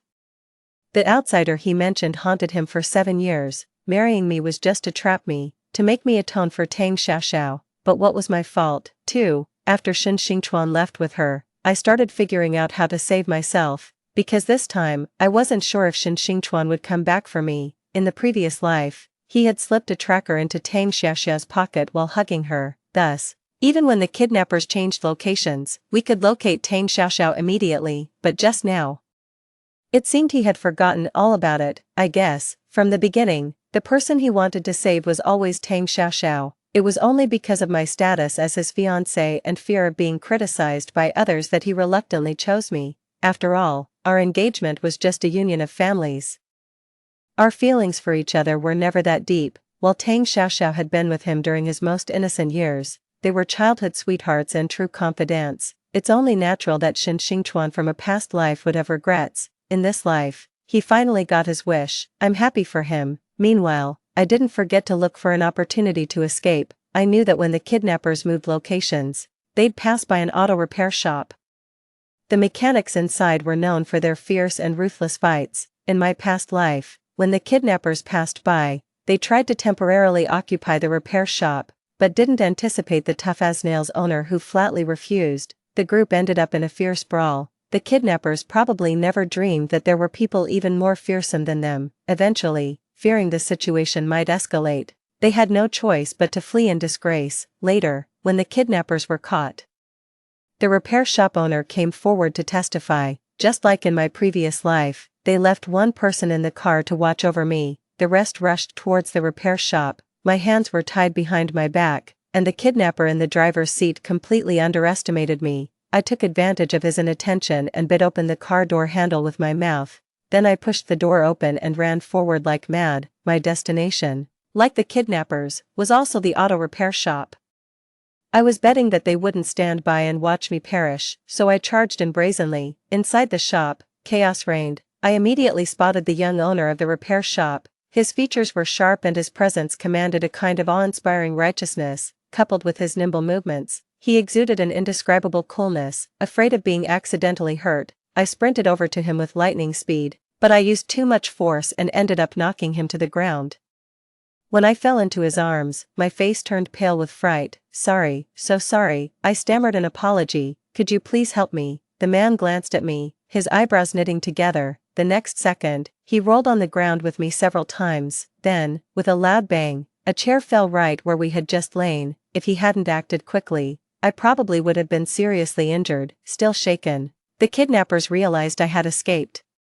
What started as a territorial dispute now turned into a kidnapping situation. Both sides faced off. I looked up at the man beside me and whispered, "If you can save me, I'll do anything." but he didn't respond, instead pondering the group of kidnappers. Someone from behind couldn't help but remind him, Chinyi, it's better to mind your own business. So his name was Chinyi. As my heart slowly sank without a response, I thought, why force the issue?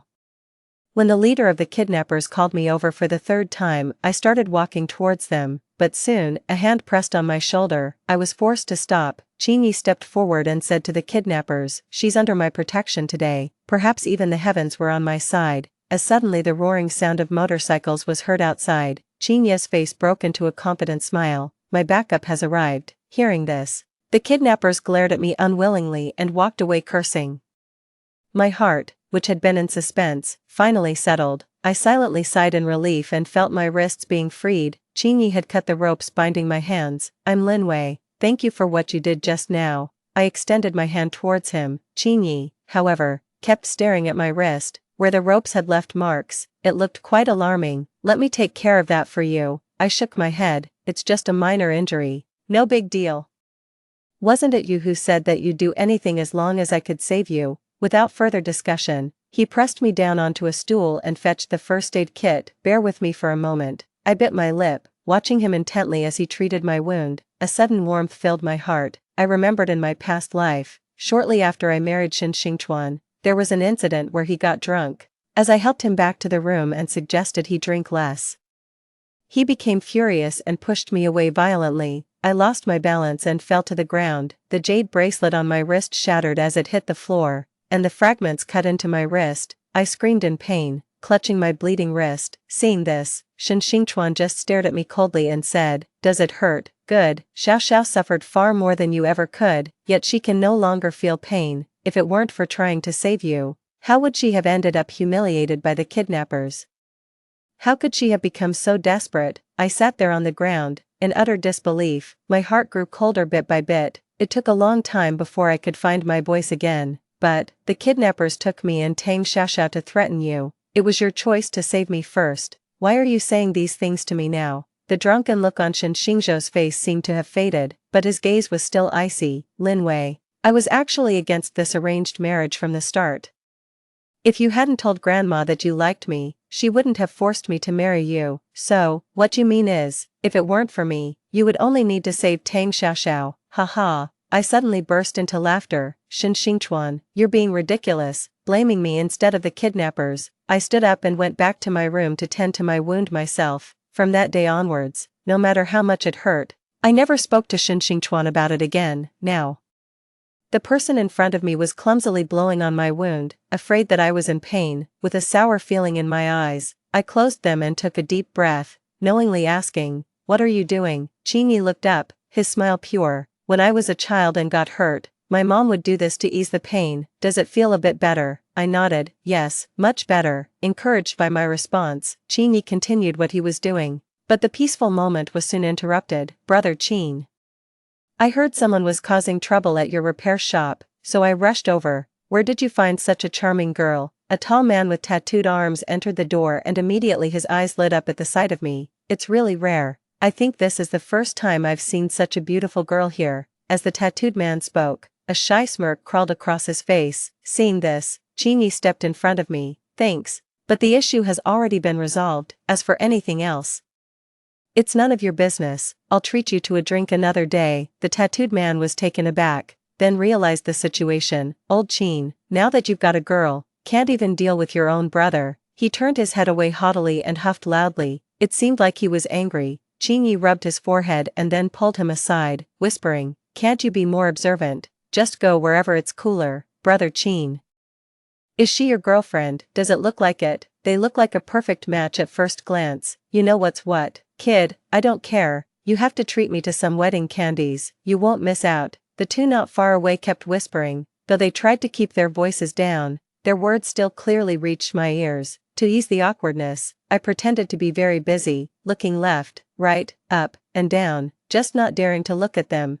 A few minutes later, Chinyi had coaxed the tattooed man away. After he left, Chinyi asked me, where do you live? I'll take you home. Maybe out of selfishness, I suddenly didn't want to go home so quickly. After all, my parents are busy with their own affairs all year round, and even if I didn't go home for a month, they wouldn't ask. As for Shin Xingchuan, if I guessed right, he was probably reborn too. He must be eager to spend his life with Tang Xiaoxiao now. In my previous life, after being married to him for 7 years, he never took me to any event, nor did we share a room. When others asked about me, he always responded coldly, eventually turning me into a joke in our circle. This lifetime, I might as well stay far away from him, so, I pleaded with Qingyi, could you let me stay with you for a few days? My fingers carefully clutched at the hem of his shirt, shaking it slightly. Considering both lifetimes, he should be a good person.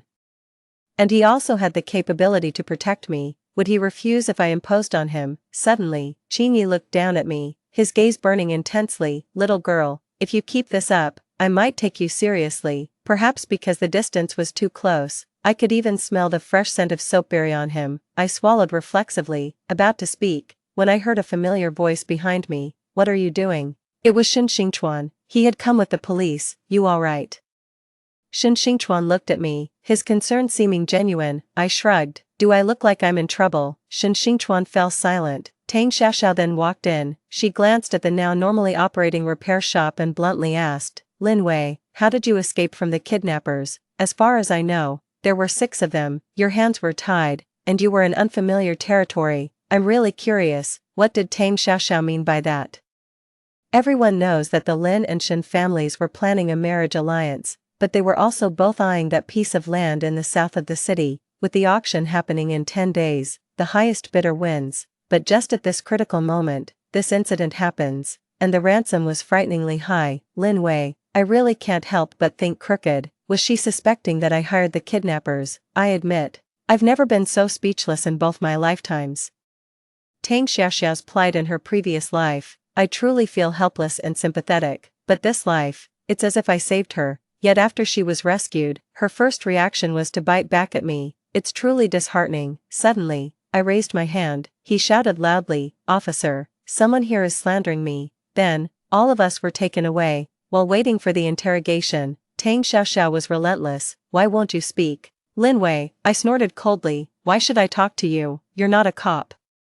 Tang Xiaoxiao was at a loss for words. Shen Xingchuan couldn't stand it anymore and quickly stood up to speak for Tang Xiaoxiao. Lin Wei, Xiaoxiao is just trying to understand the truth so she knows what to say and what not to say during the interrogation. What? Are you planning to lie to the police? Shen Xingchuan, infuriated, stood up and pointed at me, saying, Lin Wei, you are being completely unreasonable. Qingyi, who just came out of the interrogation room, saw this and immediately stepped in front of me. Put your hand down. His tone was even, yet it carried an undeniable force. I hid behind Qingyi, unable to see their faces, but I could vaguely smell the tension in the air. Shen Xingchuan asked, and who are you to her? Qingyi turned his face towards me, his lips slightly curled. What do you think? He countered. I looked up at his nearly perfect profile, and impulsively, with my thumb and index finger, I made a heart shape.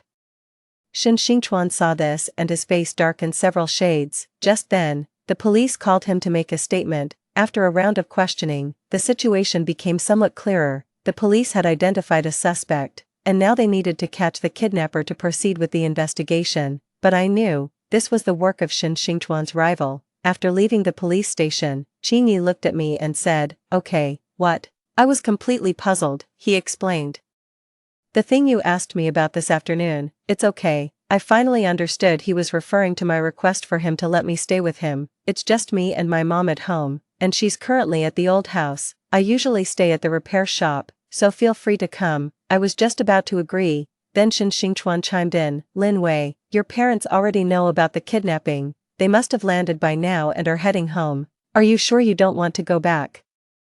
I couldn't help but feel a pang in my heart. My parents' affairs, Shen Xingchuan, a stranger, knew them better than I did. Ever since I can remember, they've always been busy, too busy to remember my birthday, too busy to attend parent-teacher meetings. I even deliberately failed exams and got myself hurt just to see them because only then would they show up briefly and give me a little insignificant love. Eventually, I stopped hoping and learned to celebrate my own birthdays. Paying a kind florist to attend parent-teacher meetings because she was gentle and looked nice. That's how I grew up alone, until I met Shen Xingchuan. On the school basketball court, he casually blocked a ball that was heading towards me. Under the sunlight, the young man's face was strikingly handsome, beads of sweat rolling down his forehead, shimmering with a crystal-clear luster. with a slight lift of his eyes, carrying a subtle arrogance. He said, "Classmate, be careful," with his cool voice. With just one glance, I was captivated. Back then, I was timid. After muttering a shy thank you, I quickly ran away. From that moment on, I started paying attention to him, intentionally and unintentionally, and learned that he had a close childhood friend, but their relationship seemed to only remain at that innocent stage of childhood friends. My youthful crush was silent, yet it silently spread throughout the depths of my heart. Even accidental meetings or casual exchanges of looks would make my face flush and my heart race. I was well aware that in my future marriage, I likely wouldn't have much say, so, when I found out that my arranged marriage was to be with Shin Xingchuan, I was overjoyed for a long time. My parents thought highly of Shin Xingchuan and often contacted him more than me. In my past life, when I asked for a divorce from Shin Xingchuan, they flatly refused. "Xingchuan is exceptionally capable and tolerates your flaws. Why won't you cherish him and instead make us worry?" I knew that since our marriage, the Lin and Shin families' interests had been intertwined, making divorce not so simple. Thus, I endured year after year until I developed depression and began self-harming, which finally compelled Shin Xingchuan to agree to a divorce. Given a second chance at life, I wanted to truly live for myself. That's why I didn't want to go home. However, I suddenly remembered that there was still something unresolved that needed me to return home. Before leaving, I took Chinya's phone from his pocket, entered my number, and dialed it. Only after hearing the ringing did I return the phone to him. "Remember to save my number. I'll come looking for you in a couple of days." After saying that, I hailed a taxi and left. Throughout, I didn't give Shin Xingchuan a single glance. Upon returning home, I found my parents waiting for me in the living room. Before I could speak, they bombarded me with criticisms. "Xingchuan told us about today. Can't you stop being so willful from now on? That was a kidnapper. You could have been killed, yet you had Xingchuan save someone else first." My mother sighed deeply as she spoke. "How can we trust you to take over the company like this?" They didn't trust me, so in my past life, they handed the company over to Shin Xingchuan.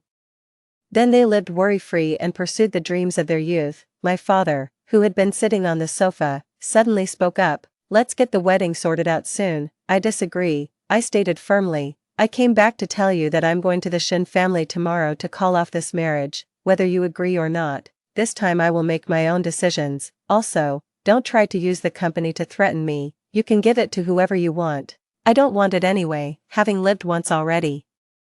I knew the trends of the next 7 years, so I wouldn't end up destitute. With that, I went back to my room. They must be even more disappointed in me now, but it doesn't matter. The next day, I got up early, but I saw my mother had personally prepared breakfast and was waiting for me. "Heard from Aunt Fawn that you were up looking for food last night. I'm sorry that I didn't prepare enough," she said. "I forgot to ask if you had dinner," my mother said. Surprising me with her sudden gentleness and consideration, she affectionately tucked a stray hair behind my ear and spoke with a tone of self-reproach. "Your father and I reflected last night and realized that perhaps we'd been using the wrong approach all along. We wanted you to be independent, so we refrained from pampering you too much, fearing we might spoil you. You want to make your own decisions, and that's fine. We're not insisting you marry into the Shin family." Was this their way of agreeing to me calling off the engagement? Suddenly, I felt a pang of sadness. As a child, I had my share of tantrums and arguments, only to be met with scolding. Later, I began to behave and thought that would earn their attention, but all they did was regard me as weak and incapable. Now, by just mirroring their approach and speaking harshly, they seemed to have changed their perspective. Even as I arrived at the Shin family's villa, I still found it unbelievable. The idea of an alliance through marriage between the Shen and Lin families was initially suggested by Shin Xingchuan's grandmother. It all started when I saved her from fainting due to low blood sugar at a banquet. Grateful, she insisted on acknowledging me as her god-granddaughter. As we became more acquainted, I would occasionally dine at the old Shin house. It was there I met Shin Xingchuan and learned that the old lady was his grandmother, sharp as ever.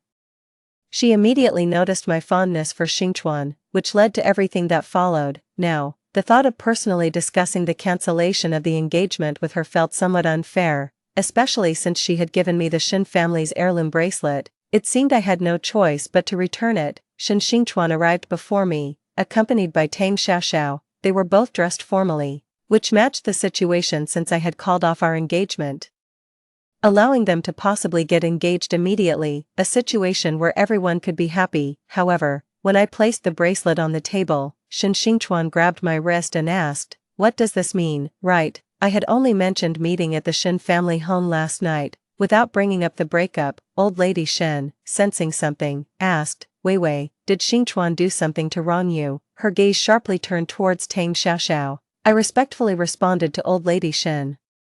"Grandma Shen, I want to break off the engagement with Xingchuan." My tone was calm, as if discussing the day's weather. Upon hearing this, Shen Xingchuan's pupils dilated in disbelief. "Why? Because you abandoned me yesterday to save someone else. I thought she must be the one you truly want to marry." I looked at Tang Xiaoxiao, who was staring back at me, her expression defiant. "No." Shen Xingchuan's eyes flickered with self-doubt. "Wasn't it you who asked me to save Xiaoxiao first? I was testing you, and the result is clear." Shen Xingchuan was left speechless. Old lady Shen sighed and said, "I heard about yesterday. You are a good child. Xingchuan doesn't deserve you." "Grandma," Shen Xingchuan suddenly interrupted her. He gripped my wrist tighter, as if trying to crush my bones. "Lin Wei, I will not agree to this. Don't even think about it." The pain from yesterday's injury, exacerbated by his grip, was likely to cause bleeding again.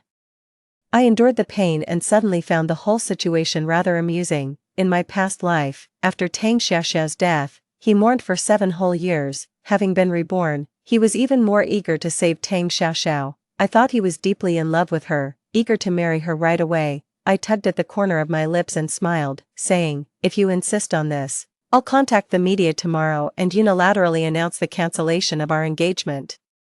It will be your Shen family who loses face." After that, I pried Shen Xingchuan's fingers off one by one and turned to leave. I didn't expect Shen Xingchuan to chase after me. Just then, Qin Ye's motorcycle arrived at the Shen residence. Wanting to avoid further entanglement with Shen Xingchuan, I simply said, "Sorry, my boyfriend has come to pick me up." Shen Xingchuan frowned displeasedly and sneered, "Lin Wei, are you sure you want to pick this poor guy as your boyfriend? Can he make you happy?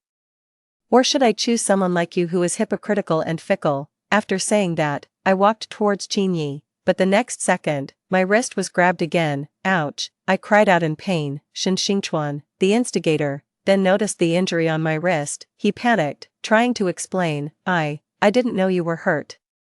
I lowered my eyes with a sarcastic smile, "As if you would care if you knew." Qin Yi couldn't stand by any longer after seeing this. He rushed up and threw a punch, knocking Shen Xingchuan to the ground with swift and fierce moves. Shen Xingchuan spat out a mouthful of blood, his eyes filled with ferocity, but he dared not make any more rash moves. Seeing this, Qin Yi warned, "Stay away from her." Then he put his helmet on my head, started the motorcycle, and took me away.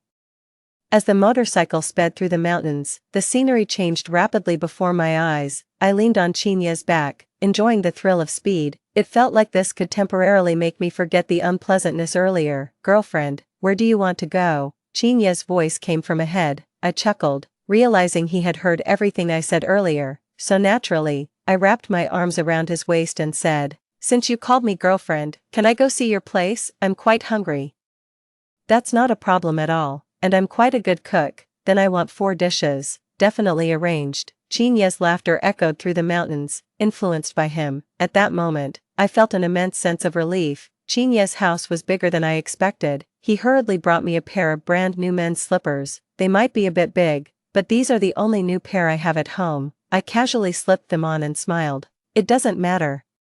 It's good that I occasionally come back to tidy up. It shouldn't be too messy." Even though he was the host, he seemed the more restrained one. I sat down on the couch, supporting my chin with my hand while looking at him, saying, "I can't cook, so you'll have to work hard today." Instead of cooking right away, Qin Yi brought over a first aid kit. The wound that had been properly dressed yesterday was squeezed by Shen Xingchuan today, causing blood to seep into the bandage, which had dried and stuck to the wound. Qin Yi carefully poured iodine on the bandage, trying to separate the wound from it. Such meticulous work, and yet he, a man, did it very seriously. Half an hour later, he finally redressed the wound. He didn't forget to remind me, "Don't get it wet for the next few days." I unconsciously said, "How am I supposed to bathe?" "It's okay not to bathe for 2 days." After thinking, he added, "I won't mind." "You dare?" "I wouldn't dare." "Humph. Shall I start cooking then?" "Sure." I nodded with a smile. I suddenly realized that every time I was with Qin Ye, I felt particularly relaxed. An hour later, he had prepared 4 dishes. They were sweet and sour pork loin, garlic shrimp, steamed fish, and cucumber salad. He handed me the chopsticks. Try them. After tasting several dishes, I gave him a thumbs up. Delicious in every aspect, unforgettable just like him. It seems I won't have to worry about finding a good meal in the future. In the afternoon, I received a call from my dad. He wanted me to attend an auction in 10 days, saying that if I could secure the land in the southern part of the city, he would let me take full charge of the company. I was familiar with that plot of land. Besides the Shen and Lin families, several other businesses were eyeing it as well. In my previous life, due to a kidnapping incident, I was greatly traumatized, and the subsequent death of Tang Xiaoxiao left its mark on me. Consequently, I fell seriously ill and missed the auction. Even if I hadn't been ill, I wouldn't have competed with Shen Xingchuan. Back then, my whole heart was filled with him, believing I had found the person I could entrust my life to. However, the Shen family was facing a debt crisis at the time, and it was difficult for Shen Xingchuan to secure the land. Ultimately, I transferred a sum of money from the Lin family to help him. Shen Xingchuan successfully won the bid and built a theme park on the land, attracting many businesses. Within a few years, he had propelled the Shen family to new heights. This clearly showed that the land was a sure-win investment, which explained why so many were after it. This time, I was determined to win it. Unexpectedly, Tang Xiaoxiao came to beg me. Her demeanor was very different from her aggressive attitude a few days ago. This time, she was very humble and pleaded with me in a lowly tone. Can you not break off your engagement with Xingchuan? There has never been anything more than friendship between him and me. If you agree, I will never appear in front of you again. I silently watched her, speechless. Yes, in my previous life, I also thought that they were just good friends, but after Tang Xiaoxiao's death, Shen Xingchuan's behavior was clearly more than just mourning a good friend. I remember the day he agreed to divorce me. It was after my 10th attempt at self-harm due to depression. He came back to find me lying on the ground, covered in blood. He probably feared that I might die in his house, finally agreeing to the divorce. But on the way to get divorced, he suddenly asked me, "Do you know today is Xiaoxiao's death anniversary?" I looked at him blankly and shook my head. I couldn't even take care of myself, let alone remember these dates. But my reaction infuriated Shen Xingchuan. He violently pounded the steering wheel, cursing me for being cold and heartless. Your current life, Xiaoxiao paid for it with her life. Yet you've never been grateful. You even forgot her death anniversary and just thought about leaving. Do you think this will absolve you of guilt? Lin Wei, you truly disgust me. In my anger, I retorted harshly, yes, you are grateful. You can't forget her. Why don't you die with her? Right after my words, the car suddenly swerved uncontrollably, and finally crashed straight down the cliff. Even in his final moments, Shen Xingchuan was still blaming me. We indeed owed Xiaoxiao. He slapped himself on the mouth and muttered, "Can't I visit without a reason? Look at my foolish lips." Then he flashed a grin at me.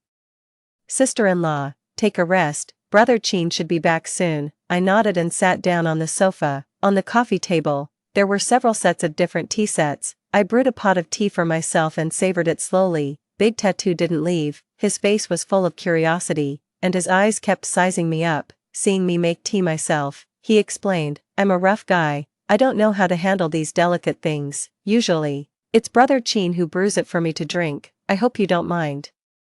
I looked up and asked, "What is your name, Lei Yong? Is he good to you?" For some reason, I just had this feeling. Lei Yong shook his head, and I thought I had guessed wrong. Then I heard him say, "No, Brother Qin is good to all of us." I raised an eyebrow. "Oh, tell me more." The employees here at the repair shop mostly come from impoverished mountain areas, and many have physical disabilities. For instance, Akwin, who handles engine repairs, can't speak, but he can identify the problem just by hearing the sounds. Then there's Chen Ping, who handles maintenance and has a limp, and Adon, who does the painting and can't read a single word. When they first came to this city, they were hoping to make a living, but they soon found out that with physical disabilities, no diplomas, and no special skills, even finding a decent job was difficult. It was Brother Qin who took them in, giving them time to learn skills, providing food and accommodation, and even paying them a salary. So a group of people faithfully followed Brother Qin, going nowhere else. So that was it. I looked at Lei Yong again and asked,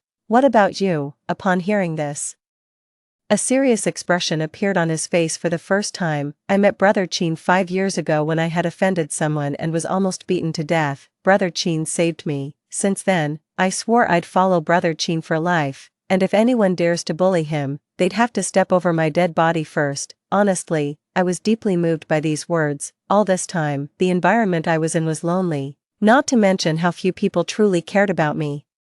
Yet Chinyi was able to gather such a group of people, who genuinely and steadfastly followed him. I was truly envious and suddenly very eager to meet him. Do you know where he went? Lei Yong thought for a moment and said, Brother Chin didn't specify a location, just mentioned that someone was looking for him, probably around Tiancheng Square. As I was about to leave, Lei Yong seemed to remember something else and added, by the way, sister-in-law, actually Brother Chin is quite wealthy. He just keeps a low profile. Originally, he didn't want us to call you sister-in-law. He said you come from a wealthy family, so we should address you as Miss. I frowned, wondering why Chinyi would use such an old-fashioned title, but I could never have dreamed that I would see Chinyi sitting with Tang Xiaoxiao in a coffee shop at Tiancheng Square. I didn't know what Tang Xiaoxiao was telling Chinyi, but I saw her eyes were red, as if she had been crying, while Chinyi just listened.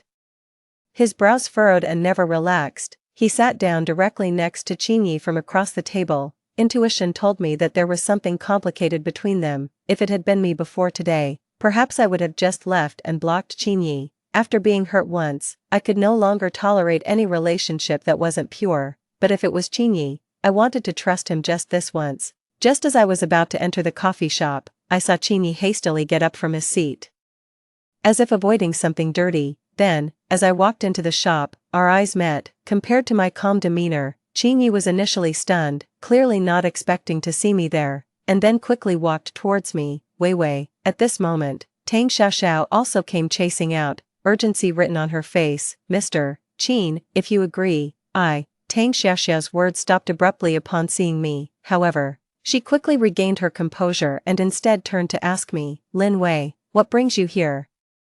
Could it be that you are also here to see Mr. Chin? She said, consciously leaning towards Chinyi, but Chinyi was vigilant and immediately stepped towards me as she approached. He looked at me somewhat innocently and said, Wei Wei, I pretended to be fierce, we'll deal with this when we get back. Watching our interaction, Tang Xiaoxiao's expression gradually darkened. Lin Wei, I really underestimated you. I shrugged and replied, that's right, I think so too.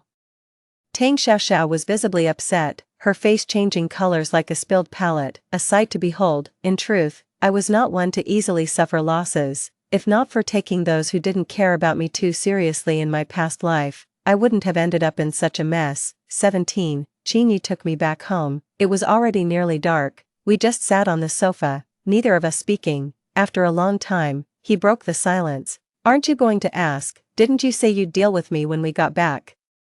I spoke softly. If you want to tell me, you will, even if I don't ask. If you don't want to tell me, asking won't help. Chinyi's face was expressionless. Do you know why Tang Xiaoxiao came to see me? I shook my head. On the way back, I thought of many reasons. Perhaps Tang Xiaoxiao had taken a liking to Chinyi, or maybe Shen Xingchuan disliked our closeness and deliberately sent Tang Xiaoxiao to mess with me. After all, they were close and would do anything for each other.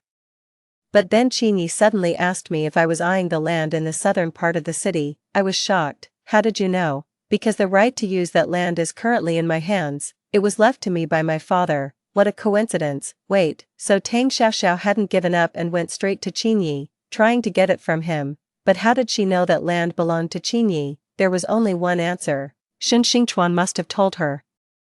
He must have dealt with Chinyi when acquiring land in his past life. Seeing Chinyi staring at me, I suddenly realized something. You don't think that I approached you just for this land, do you? A bitter feeling surged in my heart. It turned out that while I had my reservations about him, people are starting to suspect me. I lowered my head, wanting to laugh, but I just couldn't muster it. Seeing this, Chinyi suddenly lifted my face, looking very serious, and said, Fool.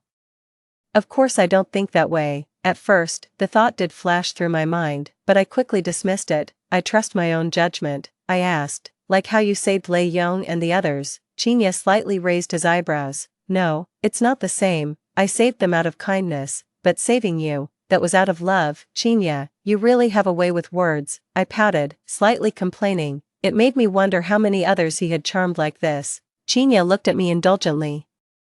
His hand cradling my face moved slightly, forcing me to lift my head. Then he kissed me, light as a dragonfly touching water, brief and fleeting, It's not about being skilled, it's from the heart, naturally following instinct. I just felt my cheeks burning, and my heartbeat uncontrollable, afraid that my feelings would be noticed. I buried my face in his chest, my ear against his chest. I could hear his heartbeat loud as thunder, deafening, beating out his love for me. I closed my eyes to feel it. And after a long moment, I said, Chinya, I love you just as much as you love me. He didn't reply with words, but his actions spoke volumes. He held me even tighter, as if trying to merge me into his bones and blood. The next day, Chinya handed me a document. Taking a look, I realized it was a land transfer agreement.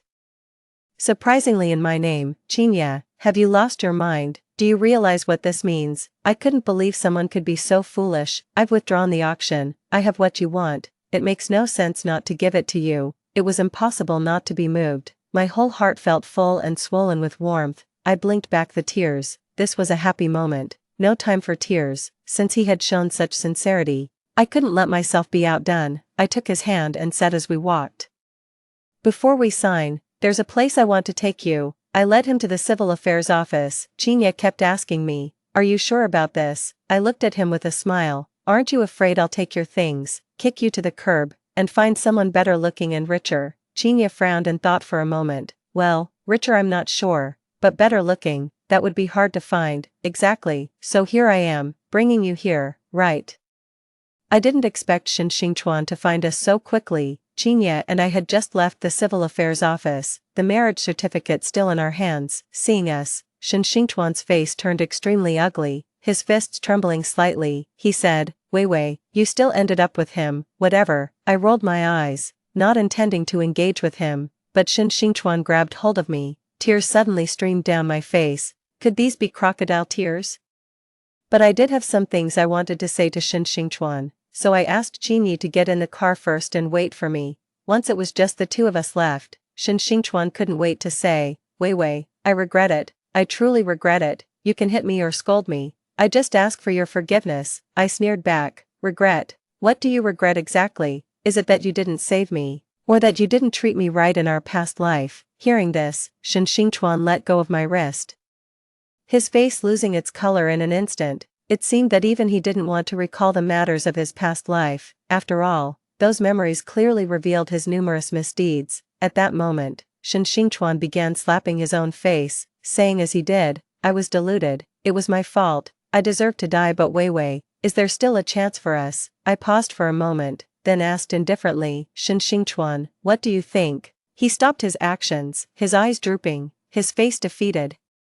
Then, as if struck by a thought, a glimmer of light appeared in his eyes. No, it's Tang Xiaoxiao, it's all her fault. If she hadn't suddenly come back, none of this would have happened. I never asked her to come to you, she did that all on her own, unilaterally. He grasped my hand again, pleading abjectly, can you trust me one last time? The person I've loved from the start is you. Truly, I know I am guilty, so I won't ask for anything, I just beg you to look at me.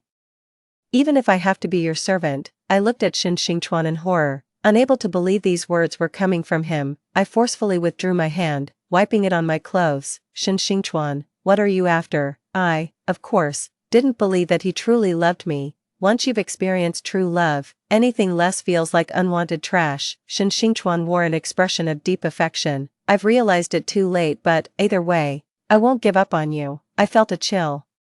It was almost like being haunted by a ghost. Shin Xingchuan, if you keep this up, I will call the police. Hearing this, Shin Xingchuan froze, tears streaming down his face as if they cost nothing. I just felt annoyed, eager to leave. Shin Xingchuan, you've only ever loved yourself, whether it's Tang Xiaoxiao or me. None matter more than your own interests. But you can't accept it, can you? Why, after leaving you, I could live even better. So you want to drag me back into the abyss again?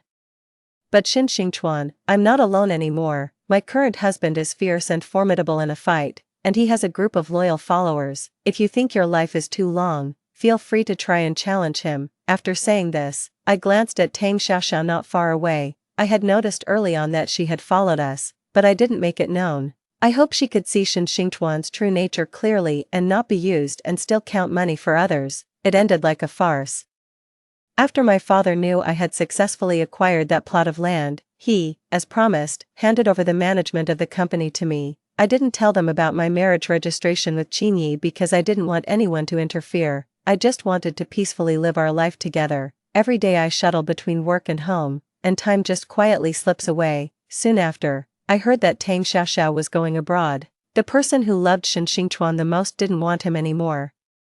Before she left, she posted a lengthy article on social media, condemning Shen Xingchuan for his betrayal and cold-heartedness. With nothing better to do, I boosted the post with some traffic. As a result, the already debt-ridden Shen Corporation was further impacted, and its stocks plummeted. It was said to be on the brink of bankruptcy. Shen Xingchuan was frantic, seeking help everywhere. But who would be willing to help him at this time? So, he turned to me again.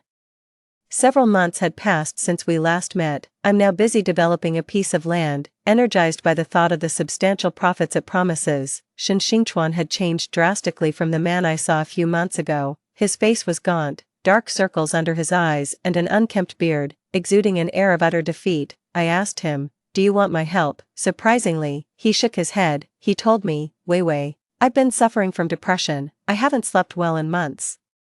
I now understand the pain you went through. This is my karma. I struggled to suppress a smile and said, how can this be karma? It's a blessing. Think about it. In your previous life, you regretted not being able to save Tang Xiaoxiao until your death. Even though you were successful and had me by your side, you were still unhappy. Now, fate has given you a chance to start over. Even though you've lost everything, you've resolved your past regrets. That should be enough.